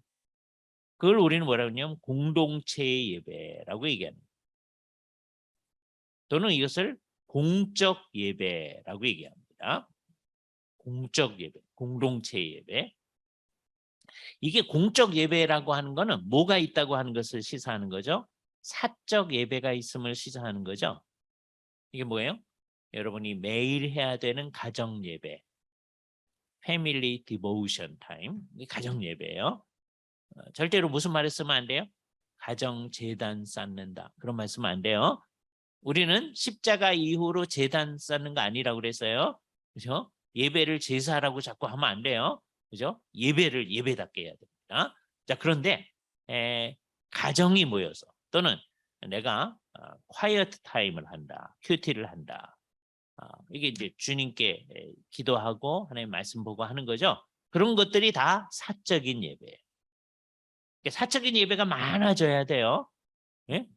매일 가정이 가정 예배하는 게 정상입니다. 그래서 가정 예배 하다가 이제 언제 이게 망가지느냐? 애들이 고등학교 가면 이게 망가집니다. 예? 왜요? 학원 가고 늦게 오고 가정 예배 시간이 없어. 그때라도 한 5분이라도 하나님 앞에 기도하고 해야 돼요. 그죠? 그래야 나중에 이게 회복되어집니다. 예? 그때 5분씩이라도 하는 거예요. 그래야 나중에 대학 가서 이제 제대로 할 수 있죠. 이제 고등학교 때 이게 없어져요. 왜? 애들이 너무 늦게 오니까. 그러니까 나중에 대학 가도 안 해. 왜? 안 했었으니까. 한동안 안 했으니까. 예? 가정 예배를 처음 시작하기 굉장히 어려운데요. 무너지긴 너무 쉬워요. 한번 안 하면 안 하는 거야, 그냥. 예? 그래서 이제 가정 예배 안 했던 집은요. 최소한 일주일에 한 번씩 하는 일을 다시 시작하셔야 돼요. 예? 그래서 이제 뭐 늘어나도 좋고 뭐 못하면 우리는 수준이 이것밖에 안 됩니다. 그렇게 생각해요. 정말 제대로 할 때는요. 매일 가정 예배를 뭐 어느 나라나 마찬가지입니다. 제가 아는 목사님 스코틀랜드에서 공부를 하면서 어떤 가정하고 아주 친해졌다고 그래요. 그런데 그 이제 어느 날 그 가정 예배 여기 이제 이 식구들이 같이 있어서 같이 참여한 거예요. 이 사람들. 우리 가정 예배 시간인데 같이 하겠습니까? 그래서 같이 하는 거예요. 그죠? 그런데 그 남편 되는 분이 자기 부인한테 내가 오늘은 이게 넥타이를 안 맸는데 그냥 해도 될까? 이렇게 이제 얘기를 했대요. 그랬더니 이제 부인이 하는 말이 글쎄 뭐 하실 수는 있는데 그러면 당신 아버지가 또는 우리 아버지가 그건 이제 자기네 부모님을 얘기하는 거예요. 별로 좋아하지 않을 거려. 이렇게 얘기했다는 거예요. 그 말은 뭐예요? 옛날 스코틀랜드 사람들은 이 가정도 지금 어느 날 하루에 이 시간 가정 예배 시간 그걸 지키는 거예요. 그런데 그 옛날 스코틀랜드 사람들은 가정에서 예배할 때에도 예배할 때는 딱 이게 정장을 딱 해가지고 예배했었다는 걸 시사해 주는 거잖아요. 그죠? 얼마나 열심히 했는지 꼭 그렇게 해야 되는 건 아니에요. 그러나 그 정신 생각을 해야 된다. 그죠? 그게 사적인 예배입니다. 사적인 예배가 많아지면 많아질수록 공적 예배가 제대로 될 수 있어요. 사적 예배하고 공적인 예배의 차이점은 뭐예요? 공적 예배는 그 교회에 속해 있는 모든 사람이 다 모여야 된다. 근데 우리는 지금 문제는 어디에? 공적 예배를 사적 예배화하고 있어요. 그죠? 자기가 출석하고 싶으면 출석하고 말고 싶으면 말고 다 그러고 있어요. 네? 그러면 안 돼. 그 교회의 성도는 내가 이 교회의 성도다. 그러면 공예배, 이걸 공적 예배, 즉 공예배라고 합니다. 퍼블릭 서비스. 공예배에는 다 참여하는 게 원칙이다. 물론 참여 못하는 분도 있어요. 너무 아파가지고 침대에 병원에 누워 계신 분. 네? 올 수 없어요. 못해요. 그죠? 그러면 침대에 누워 있으면서 또는 병원에 이제 예배에 참석하면서도 자기의 모교회와 연관성을 가지면서 있어야 되죠. 예. 그래서 이게 율법적이고 기계적인 건 아니지만 공예배에는 모든 성도들이 다 참여해야 된다. 예. 그래서요, 이제 우리나라는 이제 하도 이제 갑자기 부흥을 하는 바람에 어른들 예배 따로 드리고 애들 예배 따로 드리고 이게 이제 아주 일반화되어 있는 거예요. 근데 사실 엄밀하게는 그게 말이 안 돼요. 공예배는 어떻게 하는 거예요? 다 같이 예배. 다 같이. 그게 정식이다. 예? 그러니까 우리는 이제 너무 인원이 지금은 이제 또 그게 아닌데 너무 인원이 많아가지고 왜 옛날에 몇 년 전을 생각합시다. 예? 그럼 어른 예배도 까득까득 차고 애들 예배도 까득까득 차고 그랬잖아요. 이게 다 지나간 옛날 얘기 돼버리면 이거 큰일이에요. 이게 우리가 망하고 있다는 증거입니다. 그죠? 그런인데 그 사람들도 다 같이 모여가지고 공예배니까 다 해야 된다. 그거 어렵잖아요. 그러니까 형편상 어른 예배, 중고등부 학생들 예배, 어린이 예배 따로 하는 것도 뭐 있을 수는 있는 거예요. 그러나 원칙으로는 어떻게 하는 거예요? 다 같이 모여서 하는 게 원칙이다. 그죠? 지금 이제 우리가 지금 그거를 이게 좋은 일은 아니지만 왜 여기도 가득 안 차고요. 여기도 가득 안 차요. 여기도 가득 안 차요. 그래서 우선 다 같이 할 수 있는 틀이 마련되어졌어. 여기서부터 다시 시작해야 됩니다. 물론 이렇게 같이 예배하면서 이 예배가 마친 다음에 그룹별로 어른들끼리 중고등부 학생, 중고등부 학생끼리 어린이들끼리 자기네 모임이 필요해요. 그 연령층에 맞게 뭐 하는 거 필요해요. 그죠? 나 예배는 같이 하는 게 사실은 원칙이고, 예? 그게 이제 익숙해져야 얘네들이 이제 공예배에 참여를 하게 됩니다. 예. 얘네들이 우리는 요 예배에만 익숙한 가면 돼요. 이렇게 자라나면은요. 우리가 흔히 얘기하는 이상한 말 대예배 이 말을 쓰면 안 돼요. 사실은 그 애들은 대예배는 참석 안 해도 되는 것처럼 하는 거 그 이상한 거예요. 예? 그러니까 대예배 그 말은 없어져야 돼요. 그럼 주일 저녁 예배는 소예배, 예? 주일 아침 예배를 되게 대예배 그러잖아요. 예? 유년주일 학교 학생들은 대예배는 참석 안 해도 되는 것처럼 돼 있잖아. 그게 이상한 거예요. 이게 사실은 잘못된 거예요. 어린이 예배가 따로 있을 수는 있어요. 그건 좋아요. 그러나 함께 예배하는 일이 일반화되어져야 된다. 그죠? 다음에 공예배가 마쳐져 다음에 또는 공예배를 하기 전에 그룹별 모임이 있는 건 매우 중요하다. 그죠? 우리는 다 해야 됩니다. 매번 예배를 할 필요는 없지만 그룹별 모임이 있고 다 같이 모여서 예배하는 일이 우리 속에 있어져야 된다. 자, 그러면 이걸 어떻게 하면 잘 할 수 있을 것인가 하는 것들을 이제 우리가 생각을 해야 되는데 예배가 이제 예배답게 되어질 수 있도록 우리가 신경을 이제 써야 되는 거죠. 그럼 어떻게 되느냐? 아까 얘기했듯이 성령님에게 온전히 해야 됩니다. 우리가 가득 차 있어야 돼요. 그래서 성령으로 충만해져서 예배해야 됩니다. 예배를 제대로 하려면 예? 예배할 때는 뭐 성령 충만 필요 없다 이러면 안 되는 거예요. 성령으로 예배해야 되니까. 그러니까 성령을 통해서 간다고 하는 것은 결국 뭐를 통하는 거예요? 예수 그리스도를 통해서 하는 거예요. 그래서 우리는 성령님에 의존해서 예수 그리스도의 십자가의 공로에 근거해서 성령님 안에서 예수님의 십자가의 공로에 근거해서 삼위일체 하나님께 경배하는 것. 이게 우리의 예배다라고 하는 게 아주 명백해져요. 그래서 이제 우리 예배는 성령님 안에서 모든 성도들이 같이 엎드려 영혼의 무릎을 꿇어 절하는 거다. 그랬어요. 영혼은 무릎이 없어요. 영혼은 관절도 없고 영혼은 형태가 없습니다. 그러나 그 말을 알아듣잖아요. 그죠? 내가 왜 물리적인 무릎을 꿇는 거 없앴죠? 오해가 발생하지 않도록 하기 위해서. 그죠? 예배당 앞에 뭐가 있다고 생각할까? 이렇게 오해를 하지 않도록. 그래서 우리는 그걸 다 없앤 거예요. 옛날에는 천주교회 때는 이렇게 기도 시간마다 무릎을 꿇습니다. 그러다 보니까 무릎이 아프잖아요. 그래서 거기다 쿠션을 딱 갖다 놨어요. 딱 무릎 꿇는 데다. 이제 다 살펴보면 그렇게 돼 있습니다. 천주교 성당별마다 서구도 그렇고 우리나라도 그렇고 다 무릎을 꿇는데 쿠션을 딱 갖다 놨어요. 예? 영국 성공회도 마찬가지고요. 기도 시간에는 다 무릎을 꿇고 했었으니까. 우리는 일부러 그걸 없앴다. 그러나 두 가지를 분명해야 돼요. 우리의 영혼의 무릎이 있다는 게 아니고 정말 하나님 앞에 부복해서 절한다는 의식이 강력하게 나타나야 되고 우리 주께서 다시 오실 때 우리는 정말 그때는 우리의 부활한 몸이니까 무릎을 꿇어서 주 앞에 절하게 됩니다. 그때는요 안 믿는 사람들도 그때 주 앞에 절하게 될 거예요. 그러나 그때 절하면 이제 큰일 나요. 그 사람은 이제 형벌을 받습니다. 예?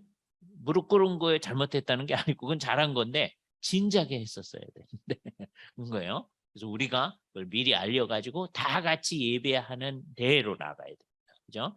우리는 사실은 온 세상이 주 앞에 예배해야 되고 온 세상 가운데 사람이 대표로 하나님께 예배를 해야 되는데 지금 그러지 못한 거에 대해서 안타까워하면서 우리가 어떤 마음을 가지고 이 일에로 들어가야 되느냐 하면 이 일에 우선은 대표자다. 목표는 뭐냐? 잘 모르는 사람들도 같이 여기에 참여할 수 있도록 하나님께 합당한 경배를 다 할 수 있도록 그러니까 예배를 하면서도 복음 전도에 대한 열망이 우리 마음속에 있어야 돼요. 예배는 따로 복음 전도는 따로가 아니라 누구든지 다 경배해야 되는데 그렇지 않은 현실에 대해서 막 안타까워하는 마음이 있어야 돼요. 그래도 하나님 우리 나와서 예배하니까 우리 참 잘했죠. 우리한테 뭐 주실 건데요. 이거는 정말 수준이 낮은 마음이다 하는 거예요. 안타까워하면서 주님 마땅히 다 경배해야 되는데 그러지 못한 이거 우리를 용서하여 주시옵소서 하는 마음. 그러나 우리가 이렇게 흠이 많고 부족한데 예수 그리스도의 온전한 의를 뒤집어 씌워가지고 정말 뒤집어 씌워 주시는 거예요. 예수 그리스도의 온전한 의의 근거에서 하나님께 경배를 할 수 있다. 그러니까 예배가 너무너무 감사해서 시작을 한 거거든요. 그렇잖아요. 근데 주께서 나의 경배를 받으시는 게 뭐 때문에 받으세요? 예수 그리스도의 온전한 의 때문에 받으시잖아요.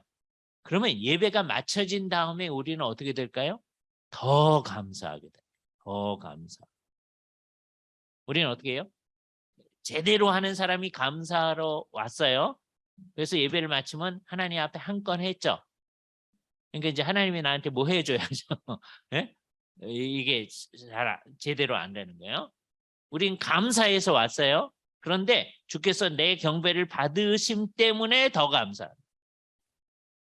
그래서 너무너무 감사해서 예배한 사람다우게 일주일을 사는 거예요. 그런데 일주일 그냥 보내기가 그러니까 교회는 지혜를 발휘해 가지고 한중간에 그게 이제 수요 기도회가 된 거예요. 모여 가지고서는 같이 하나님 앞에 기도하는 일을 했어요. 그게 뭐 딱 수요일로 정해져 있는 건 아닙니다. 어떤 교회는 목요일을 할 수도 있고요. 뭐 할 수도 있어요. 그런데 다른 사람들 다 수요 기도회 하는데 우리 교회만 안 하면 그것도 좀 이상해. 그래서 그냥 다 수요 기도회 하는 게 뭐 좋아요. 나쁜 거 아닙니다. 그게 다 공예배 시간이 되는 거죠. 직장이 멀어서 어려운데요. 그러면은요, 그 직장 근처에 있는 건전한 교회에 수요 기도회는 참여할 수도 있어요. 목사님하고 상의를 해가지고. 예? 그래서 교인 총량은 똑같게 예? 예배당마다 숫자는 다 다르게 할 수 있어요. 그러나 예? 수요 기도회는 다 어디든지 예배하는 거다. 이래야 되는데 지금 현실이 그렇지가 않습니다. 이게 정말 심각한 문제예요. 옛날에는요. 수요 기도에 안 오는 사람은 교회에 재직하기가 어려웠거든요. 근데 이제는요. 재직 뭐 수요 기도에 뭐 안 와도 당연히 재직하고요. 예? 그래서 심지어 이제 그게 아주 익숙해지다 보니까 기독교 계통의 어떤 모임을 하잖아요. 수요일 날 회의를 하는 경우가 되게 많습니다. 예? 그게 무슨 뜻이에요? 수요 기도를 안 한다는 거예요. 예? 이거 안타깝잖아요. 그래서 이게 이상한 거예요. 수요 기도에 대부분은 안 가고 있구나 하는 게 드러나는 거예요. 수요 기도에 출석하면은 어떻게 수요일 날 모임 날짜를 잡겠어요? 수요 기도이기 때문에 안 되는데 다 그래야 될 거 아니에요? 근데 여러 모임에서 수요일 날 저녁 시간에 그 기도 이게 모이는 시간을 잡습니다. 그건 대부분의 사람이 지금 열심히 한다고 하는 사람들도 우리 한국 교회 그 교계 안에서 수요일 날 예배에 참석 안 한다라고 하는 걸 보여줘요. 예? 이거 아주 심각한 모습입니다. 그죠? 그래서 수요 기도회가 이제 점점 없어지면 이제 어떻게 될 건가? 이게 이제 분명히 언제 없어질 거예요. 그러니까 아예 없을까요? 예? 제가 왜 이렇게 얘기하느냐? 제가 어렸을 때요. 어린이 수요 기도회에 있었거든요. 어른들 7시, 7시 반에 하니까 우리 4시 반 그때 모여가지고 우리 선생님들이 해요. 제가 주일학교 교사할 때도 어린이 수요 기도회에 있었어요. 제가 전도사 할 때도 어린이 수요 기도회에 있었어요. 예? 어린이 수요 기도회 인도하고 그랬어요. 근데 나중에 제가 목사할 때는 어린이 수요 기도가 없어졌어요. 예? 그러니까 제 생애 기간 동안에 바뀐 거예요, 이게. 예? 어린이 수요 기도회, 어린이 저녁 예배, 어린이 수요 기도회가 4시 반, 5시 하니까 어른들 이제 저녁 예배 시간 전에. 그러니까 어린이 저녁 예배 있었거든요. 그것도 제가 전도사 할 때까지 있었어요. 예? 어린이 저녁 예배. 근데 나중에 제가 외국 갔다가 이제 와서 하니까 어린이 저녁 예배는 없어. 왜? 애들은 그냥 주일 아침에 한 번만 하고 끝나는 거야. 이상한 일이잖아요. 애들에게만 이런 현상이 일어날까요? 이제 어른들도 이제 분명히 소요기도에 없어질 겁니다. 그러니까 아예 선제적으로 없애죠. 그래야 돼요? 이거 심각한 문제다. 그죠? 직장 멀리 있고 해서 어렵죠. 그러니까 직장 근처에 목사님하고 잘 상의해서 요 교회는 좀 괜찮은 말씀을 잘 가르치고 우리 교회하고 같은 성격을 지니습니다. 그런 교회에 참석하시면 교회가 또 우리 교회 근처에 성도들은 또 먼 데 있는 성도들은 이 교회에 나오고 그러면서 같이 교회가 건전해지는 일을 향해서 나아가야 돼요. 그죠? 그래서 하여튼 노력들을 해야 됩니다. 자, 그런데 이제 노력을 어떻게 할 건가? 아까 우리가 영으로 예배해야 된다라고 했어요. 그게 성령님 안에서라고 했잖아요. 이게 제일 중요한 거예요. 우리 예배는 언제나 영적인 예배입니다. 그죠? 이걸 영어로 표현하면 히라보에서 오는 카리스마틱한 예배예요. 개혁파 예배는 카리스마틱한 건 거리가 멀죠? 아니에요. 우리는 늘 영적인 예배. 그래서 제일 처음 간구하는 게 뭐예요? 성령님께서 우리를 예배하는 자의 경제로 올려주시옵소서. 그거 아니면 우리 예배할 수 없으니까. 그죠?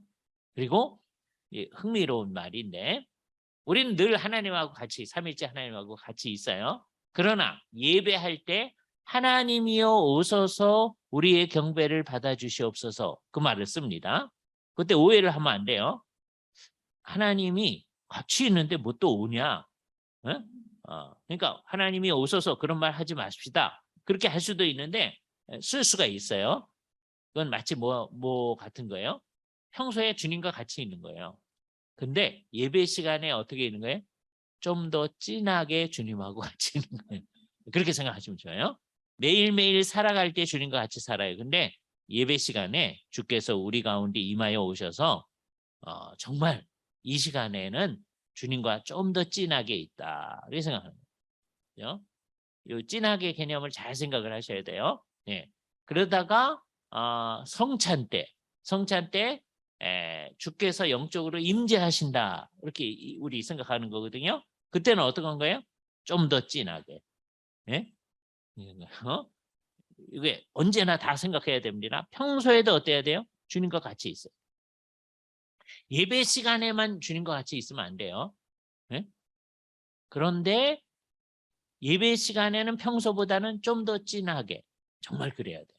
그죠? 왜? 이 시간 다른 때에는 다른 일을 하면서 주님과 같이 있어야 되잖아요. 그게 중요한 거예요. 일상생활의 중요성이에요.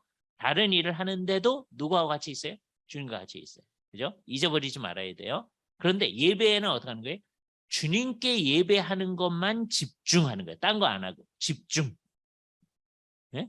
그러니까 예배 시간에는 딴 생각하면 안 된다. 아까 5분 속에 뭐 넣어놨는데 이런 거 생각하지 않도록 그렇죠? 네. 그래서 예배에 집중할 수 있도록 다른 모든 것을 미리미리 그 전에 준비를 해야 돼요. 요게 이제 율법적으로 가면 안 돼요. 율법적으로 가지 않는데 미리미리 준비를 하는 거예요. 그렇죠? 네. 그래서 이게 분위기가 딱 형성돼야 됩니다. 그런 것을 에토스라고 해요. 에토스. 분위기가 형성돼야 됩니다. 그렇죠? 예.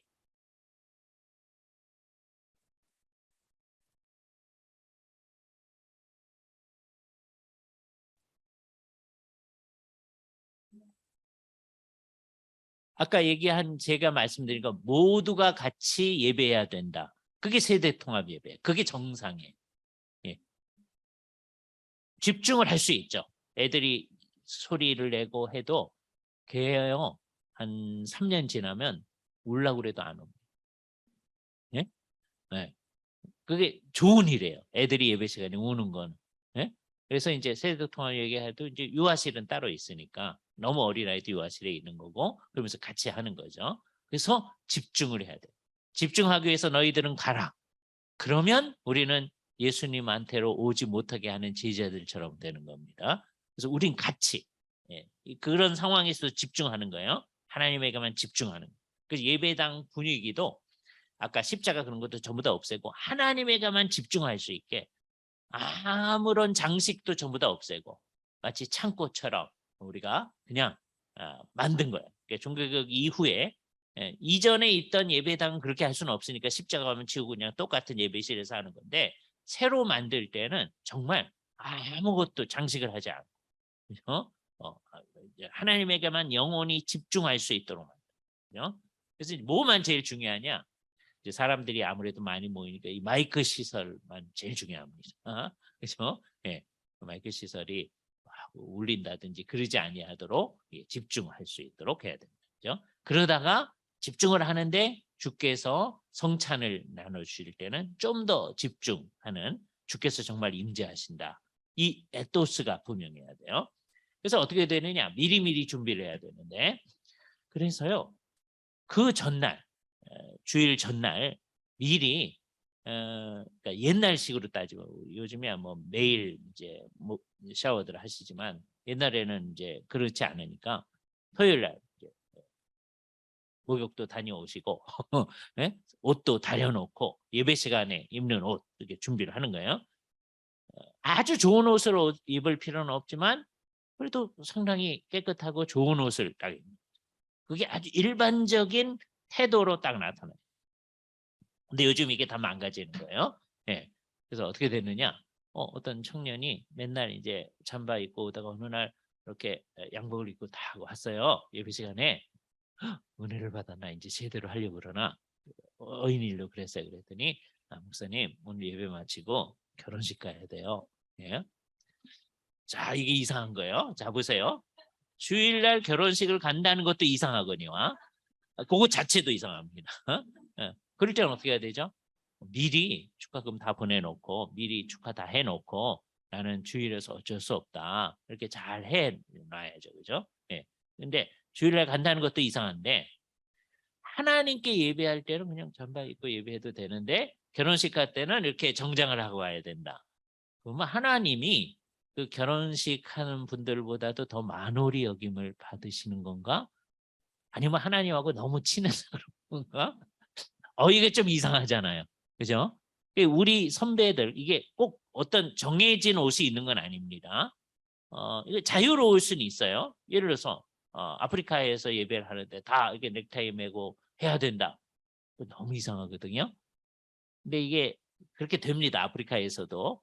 아프리카, 흑인 목사님들 주일에 이렇게 넥타이 매고 이렇게 하시거든요. 그 다 너무 이상한 거야. 예? 그냥 아프리카 사람들의 평상복을 입으면 되는 거예요. 평상복. 그죠? 우리는 옛날에 한복 입었었으니까 옛날에 목사님들 한복 입는 게 당연한 거잖아요. 요즘은 평상복이 양복이니까 양복 입으면 되는 거예요. 그죠? 하여튼 평상복을 입니다. 우리도 예배 시간에 참여할 때도 평상복을 입으면 됩니다. 그래서 예배 복장이 시대에 따라 달라질 수도 있어요. 그건 괜찮아요. 그러나 최대한 정성껏 준비를 해야 된다. 그죠? 그래서 이제 그걸 열심히 준비하는 중에 이제 우리 옛날에는 돈을 이렇게 다리미로 막 다리시잖아요. 왜 다 떨어진 돈인데 그래도 이제 어떻게 해야 되니까 그렇게까지 준비하셔가지고 그죠? 꼭 그래야 된다 그런 거 아니에요. 여기서 중요한 건 뭐예요? 그 에토스 정신이다. 그죠? 네.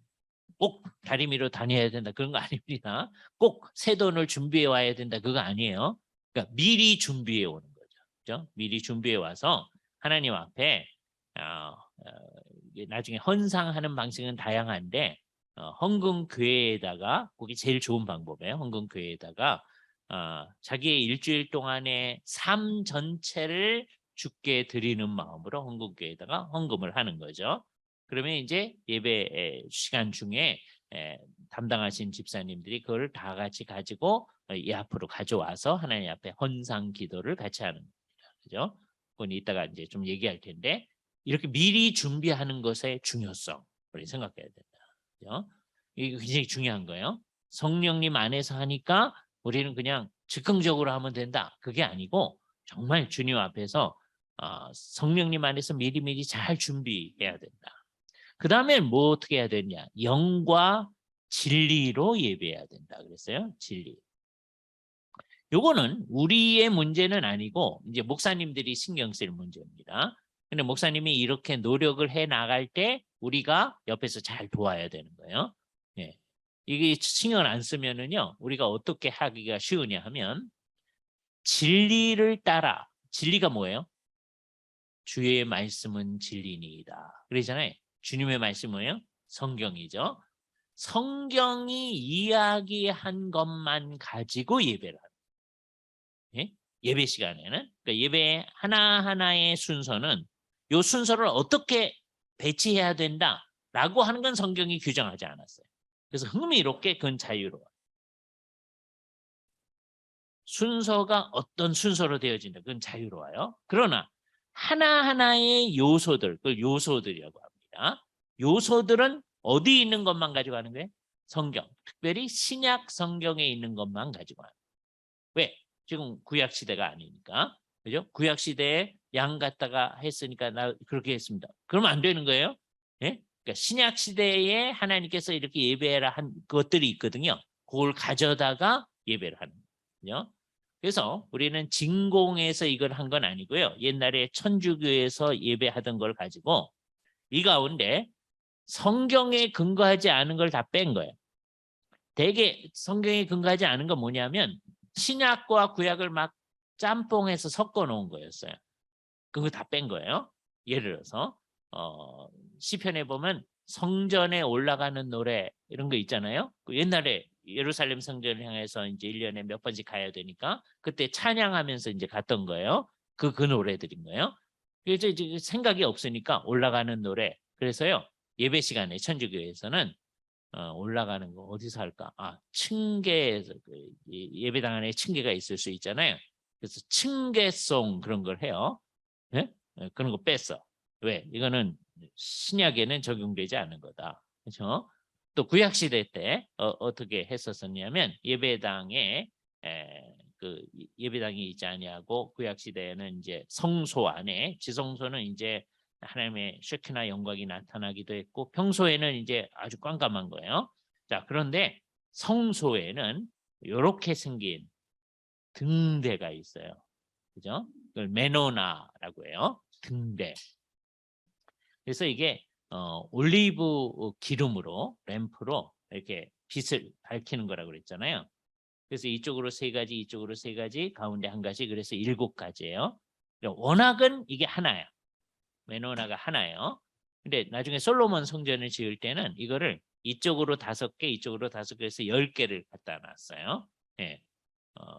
그렇게 아주 그 성소와는 환했겠죠. 그죠? 요게 이제 촛대가 아니에요. 이게 등대라고 그랬어요. 우리말로 이제 등대라고 그 부분은 정확히 되어 있습니다. 그런데 서양 사람들은 전부 다 등대라고 합니다. 근데 머릿속으로는 자꾸 촛대라고 생각하는 거예요. 그래가지고 예배 시간에 예배당 이 앞에다가 자꾸 촛대를 갖다 놓죠. 이게 7개니까 촛대 7개 갖다 놓으려고 하는 경우들이 많아요. 예? 그래서 우리는 그거 어떻게 해서 예배 시간에 촛불 붙이고 하는 거 전부 다 뺐어. 또 이 성소 안에서 분향했잖아요. 특별한 향을 제조해가지고 하나님께 분향한 거예요. 그래서 옛날 천주교회 때 분향하거든요. 향을 막 피우면서 이제 돌아다닙니다. 그거 뺐어요. 루터파 교회는 그리고 성공회는 이런 거 안 뺐어요. 뭔 뺐어요? 아까 십자가 앞에 붙어있는 상 그건 뺐어요. 또 예배당에 있는 상들 뺐어요. 대신에 예배당 바깥에는 그냥 십자가는 그냥 놔두고 바깥에는 상들 그냥 놔뒀어요. 예. 그러니까 안에는 이제 상은 없앤 거예요. 그 사람들은. 그런데 이건 그냥 내둔 거야. 왜? 이분들의 원칙은 뭐냐면 성경이 하지 말라는 건 없앤 거예요. 근데 하지 말라는 거 없으니까 그냥 내버려둔 거예요. 이게 안타깝죠. 그렇잖아요. 근데 그 사람들이 그거 하는 거 보고서는 좋다고 그래가지고 그거 도입하려고 하는 분들이 있어요. 예? 요즘에 이제 지난번에도 그 질문이 나왔는데 옛날에 천주교회에서 이 성공회도 마찬가지인데요. 혼인을 할 때 이거를 성사 취급을 해가지고 혼배 성사 한다고 그래요. 워낙은 이제 그 자리에 참석한 모든 교인들이 성찬에 참여하거든요. 천주교회는 그렇게 합니다. 근데 성공회에서는 주례하시는 목사님하고 신랑과 신부만 하는 경우가 있어요. 이거 우리는 없앤 거거든요. 근데 성공회에서 그렇게 하는 걸 보고 주례를 하면서 저희가 하는 거니까 그렇게 하시는 분들이 있어요. 네, 이게 정신이 나간 겁니다. 절대로 하면 안 돼요. 그렇죠? 네, 이거는 성사가 아니다라고 하는 거예요. 그러니까 딱 성경이 말하는 원칙을 따라서 하려고 해야 돼. 이건 주로 누가 하는 거예요? 목사님이 하는 거예요. 목사님들이 그렇게 할 때 그 옆에서 이제 장로님들이 돕고 우리가 이제 도와야 됩니다. 무슨 방향으로 가도록? 진리의 방향으로 가도록. 그러니까 하나하나의 요소는 어디 있는 것만 가지고 하는 거예요? 성경에 있는 것만 가지고. 그죠? 그러니까 천주교의 원리는 뭐였어요? 은혜스러움은 어떤 순서가 들어와도 다 괜찮은 거예요. 이렇게 하니까 되게 은혜스럽던데 이렇게 하자. 이렇게 되는 거예요. 네? 은혜의 지상주의요. 은혜란 말이 남용되어지는 거죠. 아까 루터파나 성경의 원리는 뭐예요? 성경이 하지 말라는 것만 없앤 거예요. 우리 장로교의 원리는 어떤 거예요? 성경이 하라는 것만 가지고 얘기하는 거예요. 네? 그러니까 예배 하나하나의 순서는 성경에서 이렇게 하라는 것. 그래서 하나님 앞에 기도하는 것, 찬송하는 것, 성경을 읽는 것, 성경을 설명하는 것, 뭐 이런 것들. 그다음에 성도들을 돕기 위해서 구제하기 위해서 헌물을 모집하는 거, 그런 것들만 예배의 순서 가운데 다 있게 되어지는 거죠. 나머지는 다 바깥으로 빼내는 거죠. 그런데 그렇게 된 순서를 어떤 순서로 할 거냐 하는 거는 자유예요. 근데 이게 흥미롭습니다. 옛날에 이제 특별히 천주교회 때는 이제 자기네가 순서를 다 정해놓거든요. 예? 그래서 그것대로 해야 돼요. 이제 성공회도 그렇게 하려고 그래. 근데 예를 들어서 성찬을 받으면서 무릎을 꿇도록 자꾸 하는 거예요. 그래서 우리는 그렇게 할 수 없습니다. 라고 이제 얘기를 하는 거예요. 우리는 그게 자유로운 거예요. 성경이 그렇게 하지 말라고 하니까 자유롭다. 그래서 흥미로운 게 뭐냐 하면 성공회도 예배를 딱 규정을 해놨어요. 요것대로. 그래서 그것을 기도서라고 합니다. 기도서에 따라서 해야 돼. 비성경적인 게 있는데 요걸 따라가야 돼. 우리는 성경적인 것만 가지고 얘기하면서 그 순서를 어떻게 하느냐는 각 교회가 알아서 자유롭게 합니다. 네? 이게 흥미로운 거예요. 그러니까 우리는 성경에 대해서는 철저히 매여 있는데 나머지 성경이 얘기 안 하는 거에 대해서는 어때요? 자유롭다. 이 원칙이 분명해야 됩니다. 여러분이 살면서도 그래야 됩니다. 성경이 얘기하는 거에는 어떻게 해야 돼요? 막 목에 칼이 들어와도 그것대로 해야 돼. 성경이 말하는 거. 성경이 얘기 안 하는 거는 어떻게 해야 돼요? 자유로운 거예요. 그죠? 자, 성경책은 어떻게 들고 다녀야 돼요? 이렇게 들고 다녀야죠? 네? 성경에 얘기 없어요. 정말 자유로운 거예요. 이렇게 들고 다녀도 되고요. 가방 속에 넣고 다녀도 되고요. 네? 그건 자유로운 거예요. 그거를 자기 머릿속에 딱 무슨 틀을 딱 갖다 놓고 이게 시대마다 그런 거 있거든요. 그건 안 된다. 그건 깨려고 노력해야 돼. 우리는 성경이 얘기 안 하는 건 자유롭다. 그러나 성경이 얘기하는 거는 철저히 지키려고 해야 된다. 우리 예배에 있어서도 그렇다라고 하는 것을 생각을 해야 돼요. 그죠? 그래서 이 자유로운데 그러니까 예를 들자면 칼빈과 루터가 예배의 순서의 상당히 앞부분에 뭘 넣었었느냐면 죄를 고백하는 순서를 넣었어요. 죄를 고백하는 순서를 넣고 다음에 목사님이 요한일서 1장 7절 같이 우리가 우리의 죄를 자백하면 저는 미쁘시고 의로우사 우리의 죄를 사하실 것이며 모든 불의에서 깨끗게 하실 것이다. 그 말씀을 선언하도록 했어요. 근데 나중에 화란 개혁파 교회에서 그렇게 하다 보니까 오해가 자꾸 생기는 거예요. 왜냐하면 기도 시간에 우리 죄 고백하는데 또 하는 거니까 반복하는 듯하고 목사님이 그런 얘기를 하다 보니까 마치 옛날에 신부님이 내가 내 죄를 사하노라 하는 듯한 인상이 되는 거예요. 그래서 그 순서를 뺐어. 그래서 재미있는 거예요. 그거를 넣어도 좋고 빼도 좋은 거예요. 네? 이게 자유예요, 우리는. 그러니까 넣었을 때는 오해가 생겨지지 아니하도록 하는 거죠. 이게 죄 고백 순서를 넣어도 좋고, 그러나 그게 요 목사님이 그 말을 할 때 무슨 죄가 사해지는 것처럼 오해하지 아니하도록 하고, 혹시 그게 오해 날까봐 빼도 좋은 거고 그런 거죠. 이게 우리의 자유를 대표적으로 얘기해주는 것이다라고 하는 것을 생각을 해야 돼요. 그죠? 우리 개혁파교회는 언제든지 그런 특성을 잘 활용해서 얘기한 거예요. 그래서 예배에 우리는 자유하니까 뭘 제시했느냐? 예배 모범을 제시한 거예요. 예배 모범. 왜 예배 모범이라고 그래요? 모범안을 제시해서 이렇게 하면은 좋겠습니다. 그러나 참조해서 알아서 하십시오라고 하는 거예요. 자, 예배 모범에 있어서 중요한 건 뭐예요? 하나하나의 요소는 어디 있는 것만 가지고 한다? 신약 성경에 있는 것만 가지고 한다. 그죠? 그것을 예배에 대한 규정적 원리라고 합니다. 규정적 원리. 그러니까 예배 시간에 성경에 있지 않은 게 이게 들어있다. 그러면 이제 우리가 노력을 해가야 되는 거예요. 어려워요. 이제 목사님들이 그 노력을 하는데 그걸 이제 자기가 목사 됐다고 해서 금방 뺄 수가 없거든요. 예?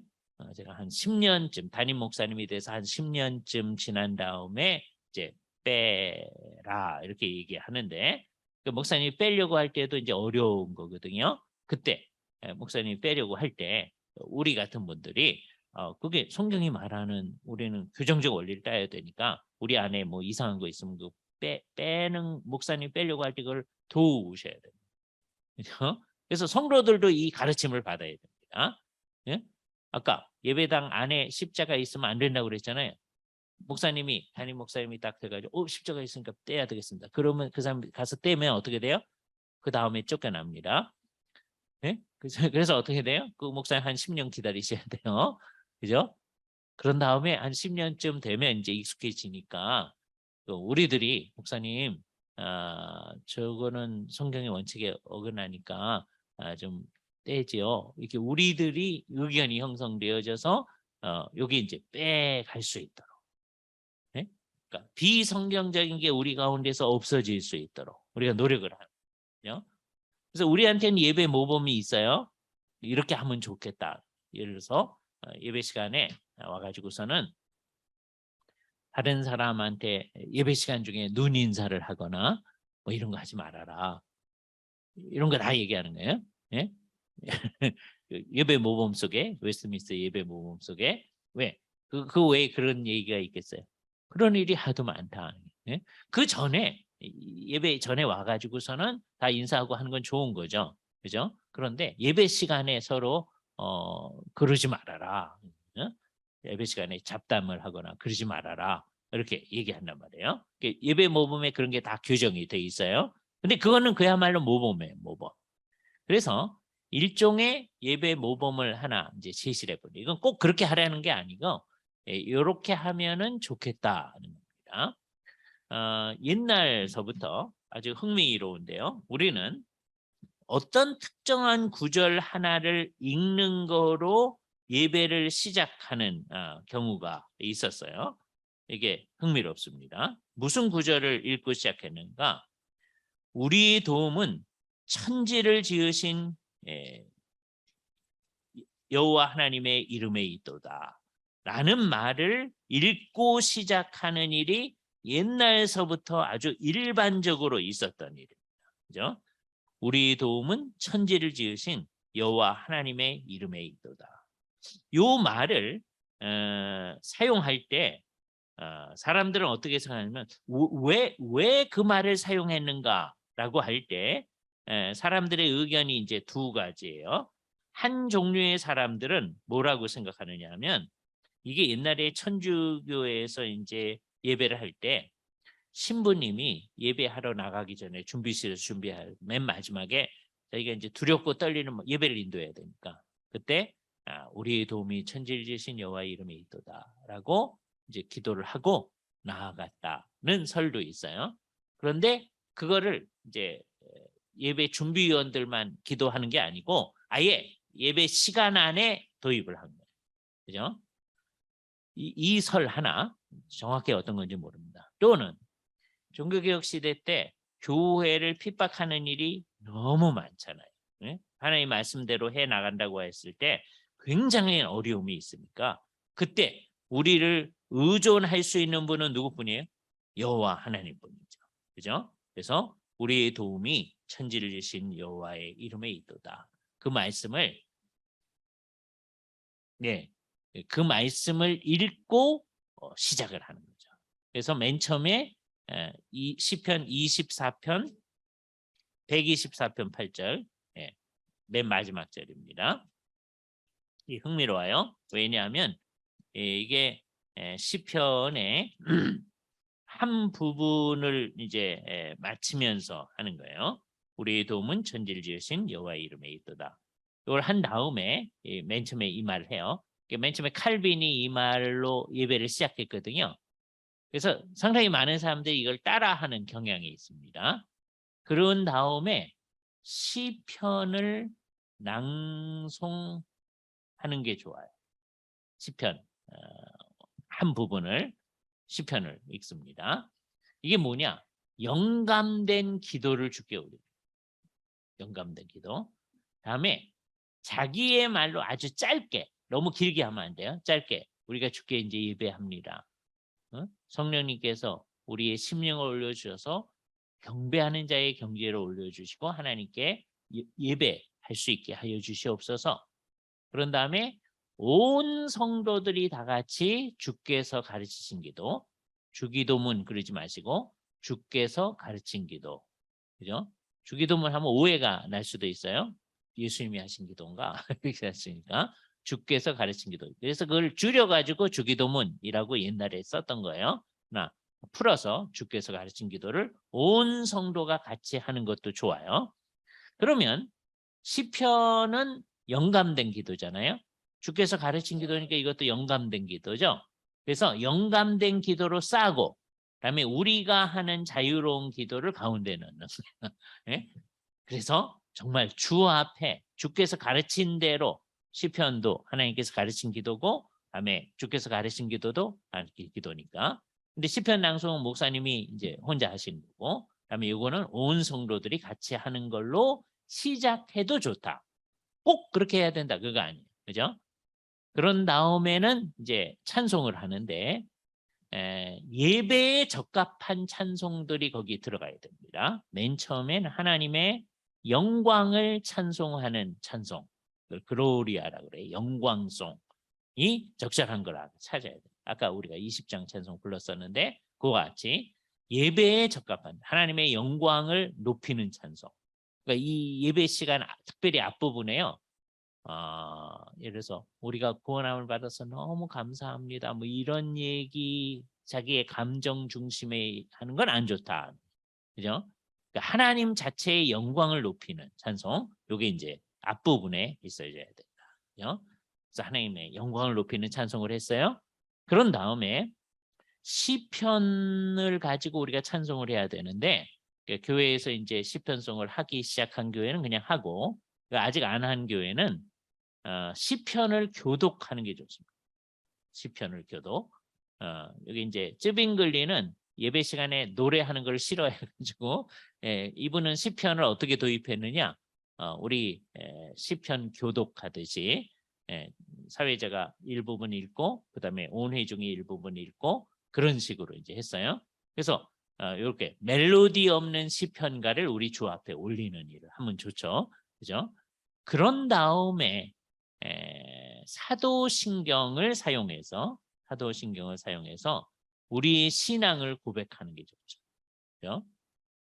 이건 특별히 언제는 반드시 해야 되느냐 하면 성찬을 할 때는 반드시 이제 해야 됩니다. 성찬하기 전에 우리는 이것을 믿는 사람들입니다 하는 게 좋은 거죠. 그러나 사실은 뭐 매번 예배 시간에 성찬을 해야 원칙인데 우리가 이제 부족해서 이제 못하니까 이제 적어도 사도신경을 우리는 이걸 믿는 거다라고 하는 게 딱 나타나는 게 좋고요.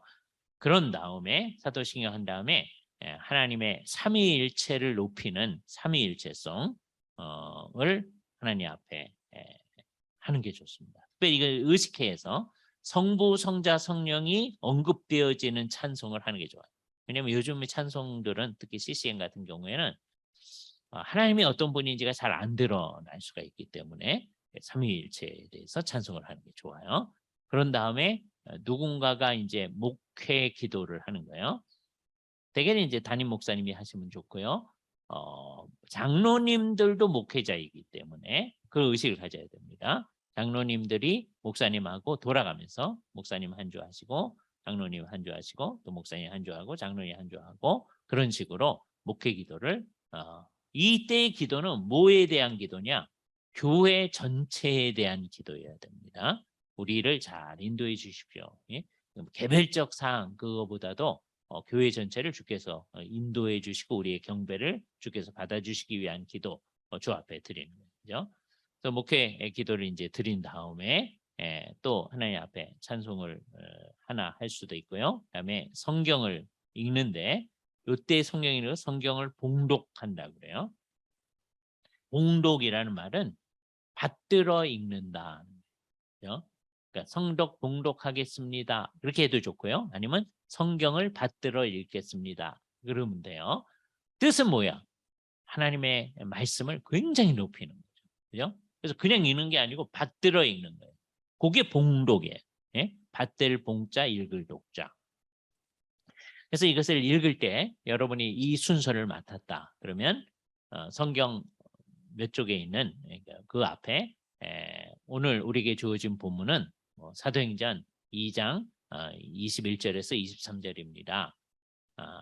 이제 사람들이 이제 익숙하지 않으니까 신약성경 몇 쪽에 있는 사도행전 2장 20절에서 21절 말씀을 받들어 읽겠습니다.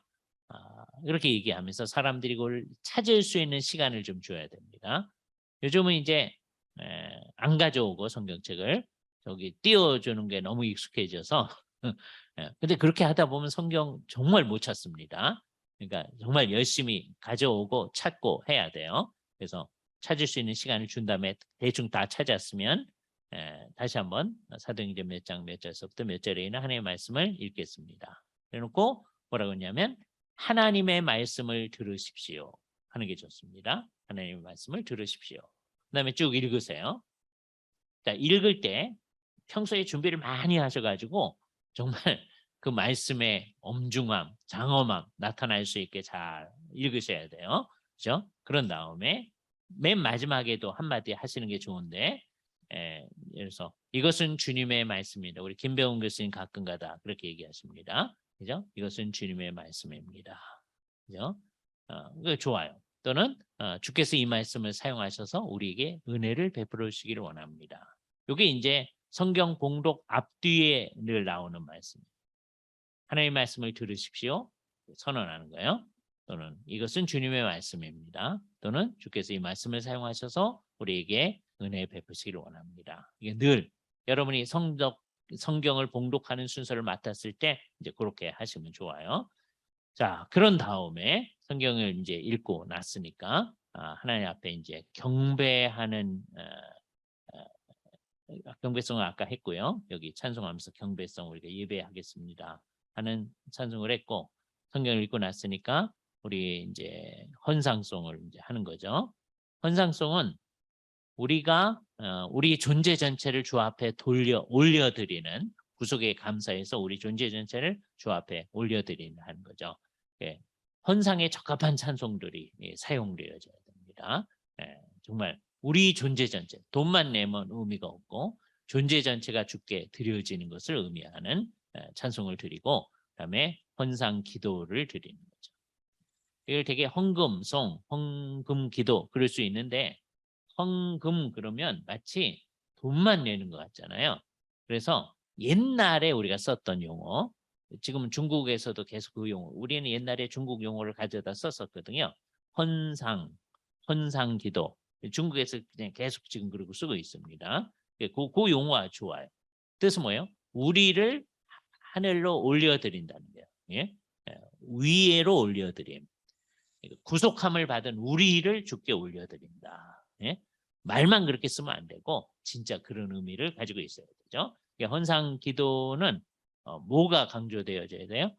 일주일 동안 우리가 주의 뜻대로 산다고 살았는데 부족한데 주께서 용서하여 주시고 이제 힘을 줘 주셔서 정말 우리가 주님을 위해 우리 자신을 다 드리는 삶을 살게 하여 주시옵소서. 구속된 나 자신을 주께 다 드릴 수 있게 하여 주시옵소서 하는 게 이제 여기 들어가야 되죠. 요게 이제 맞춰진 다음에 하나님의 말씀을 들을 거니까 이제 우리가 하나님의 말씀을 이제 들을 터인데 주께서 이 말씀을 사용하여 주셔서 하나님의 뜻을 잘 알고 실천할 수 있게 하여 주시옵소서 하는 얘기가 같이 들어있는 헌상기도를 주 앞에 드립니다. 절대로 거기 들어가지 말아야 될 말은 이렇게 헌금한 사람들에게 주께서 복을 주시고 뭐 어떻게 하시고 그런 것은 오해를 자꾸 일으킬 수 있거든요. 그러니까 그런 말을 안 하는 게 좋습니다. 될 수 있는 대로. 그런 다음에 이제 하나님의 말씀을 잘 설명해 주는 일. 그래서 옛날에는 그걸 강설 그랬어요. 근데 요즘은 주로 설교 그러죠. 다 뜻은 똑같은 거예요. 설명을 해서 가르친다. 거예요. 설교. 그죠? 성경을 잘 풀어서 가르친다라고 하는 거죠. 그죠? 성경을 강설. 그러니까 성경을 이제 잘 알려주는 얘기를 하고 그다음에 기도한 다음에 그다음에 이제 하나님 앞에 소위 독솔로지 성부, 성자, 성령님께 성령을 올려드리고 성령을 올려드리고 나서 십계명을 같이 봉독하는 게 서로 교독하는 게 좋습니다. 꼭 그래야 된다는 거 아니에요. 근데 저도 이제 오랫동안 이거 안 했었는데 제가 2006년도에 이제 화란에 한 학기 가 있었었는데요. 화란교회 갔더니 그 사람들은 옛날에 종교개혁 때부터 시작해가지고 지금까지 예배 시간에 늘 십계명을 하더라고요. 이게 이제 시간이 많이 걸리는 것 같아서 이제 자꾸 우리는 빼버렸거든요. 근데 계속 하는 거예요. 그 사람들 그래도 열심히 하는구나. 그래서 이거 하는 게 좋겠다는 생각을 했어요. 그래서 매주 이렇게 했어요. 했더니 재미있는 현상을 발견했는데 주일학교 학생들은요 나중에 십계명을 다 외워요. 이거 매주 하다 보니까. 예? 유치부 이거 어떻게 알았냐면 이제 이렇게 한 다음에 이제 미국으로 갔어요. 그랬더니 우리 교회 출석을 하다가 이제 미국으로 돌아간 어떤 가정이 있었는데 식사 대접을 한다고 그래서 같이 식사하면서 그 유치부 아이거든요. 근데 그 아이가 십계명을 외운다는 거예요. 어떻게 이렇게 됐으면 그랬더니 예배 시간에 맨날 이거 하다 보니까 다 외웠다는 거예요. 그죠? 외우게 할 게 아니고 그냥 이렇게 늘 하다 보면 우리는 어떤 마음으로 하는 거냐면 이렇게 살겠습니다. 이런 마음으로 하는 거죠. 그런 다음에 이제 축도를 하는 겁니다. 축도는 고린도후서 13장 13절 말씀을 읽는 거예요. 그죠? 그때 하나님 앞에 간절히 기도하는 겁니다. 복을 주시기를 기도하는 거예요. 그죠? 네. 그래서 그게 축복이란 말이에요. 복 주시기를 기도하는 거예요. 축자는 그런 거예요. 그러니까 엄밀히 말하면 하나님이 축복해 주시 그 말은 안 되는 거예요. 이게 말이 잘못해요. 하나님은 복 주시는 거예요. 그렇죠? 우리가 하는 게 축복이에요. 말의 뜻이 뭐예요? 복을 위해서 기도하는 이 축자가 기도한다는 말이거든요. 근데 우리는 그렇게 자꾸 사용하지 않는 거죠. 자, 목사님이 간절히 기도하는 겁니다. 그때 유일하게 남아있는 게 너희 가운데 남자들은 거룩한 손을 들어 기도하기를 원하노라. 그러니까 옛날 초대교회 때는요. 남자들은 기도 시간에 전부 다 손 들고 한 거예요. 그죠? 유일하게 남아있는 게 이겁니다. 그래서 그 의식을 하면서 하나님 앞에 간절히 손을 들고 기도하는 거예요. 그러니까 기도할 때 어떤 자세가 좋아요? 이거 좋아요? 이거 좋아요? 안 되는 건 뭐예요? 이건 안 돼. 예? 여기서 뭐 나가는 것 같이 생각하고 이거 안 돼. 예? 예? 뭐 하는 거예요? 하나님 앞에 간절히 주 앞에 기도하는 거예요. 그죠? 그 의식 가지면 안 돼. 여기서 뭐 나가는 것처럼 생각하지 말아야 돼요. 이거는 하나님 앞에 복을 구하는 거다. 복 주신 이는 누구다?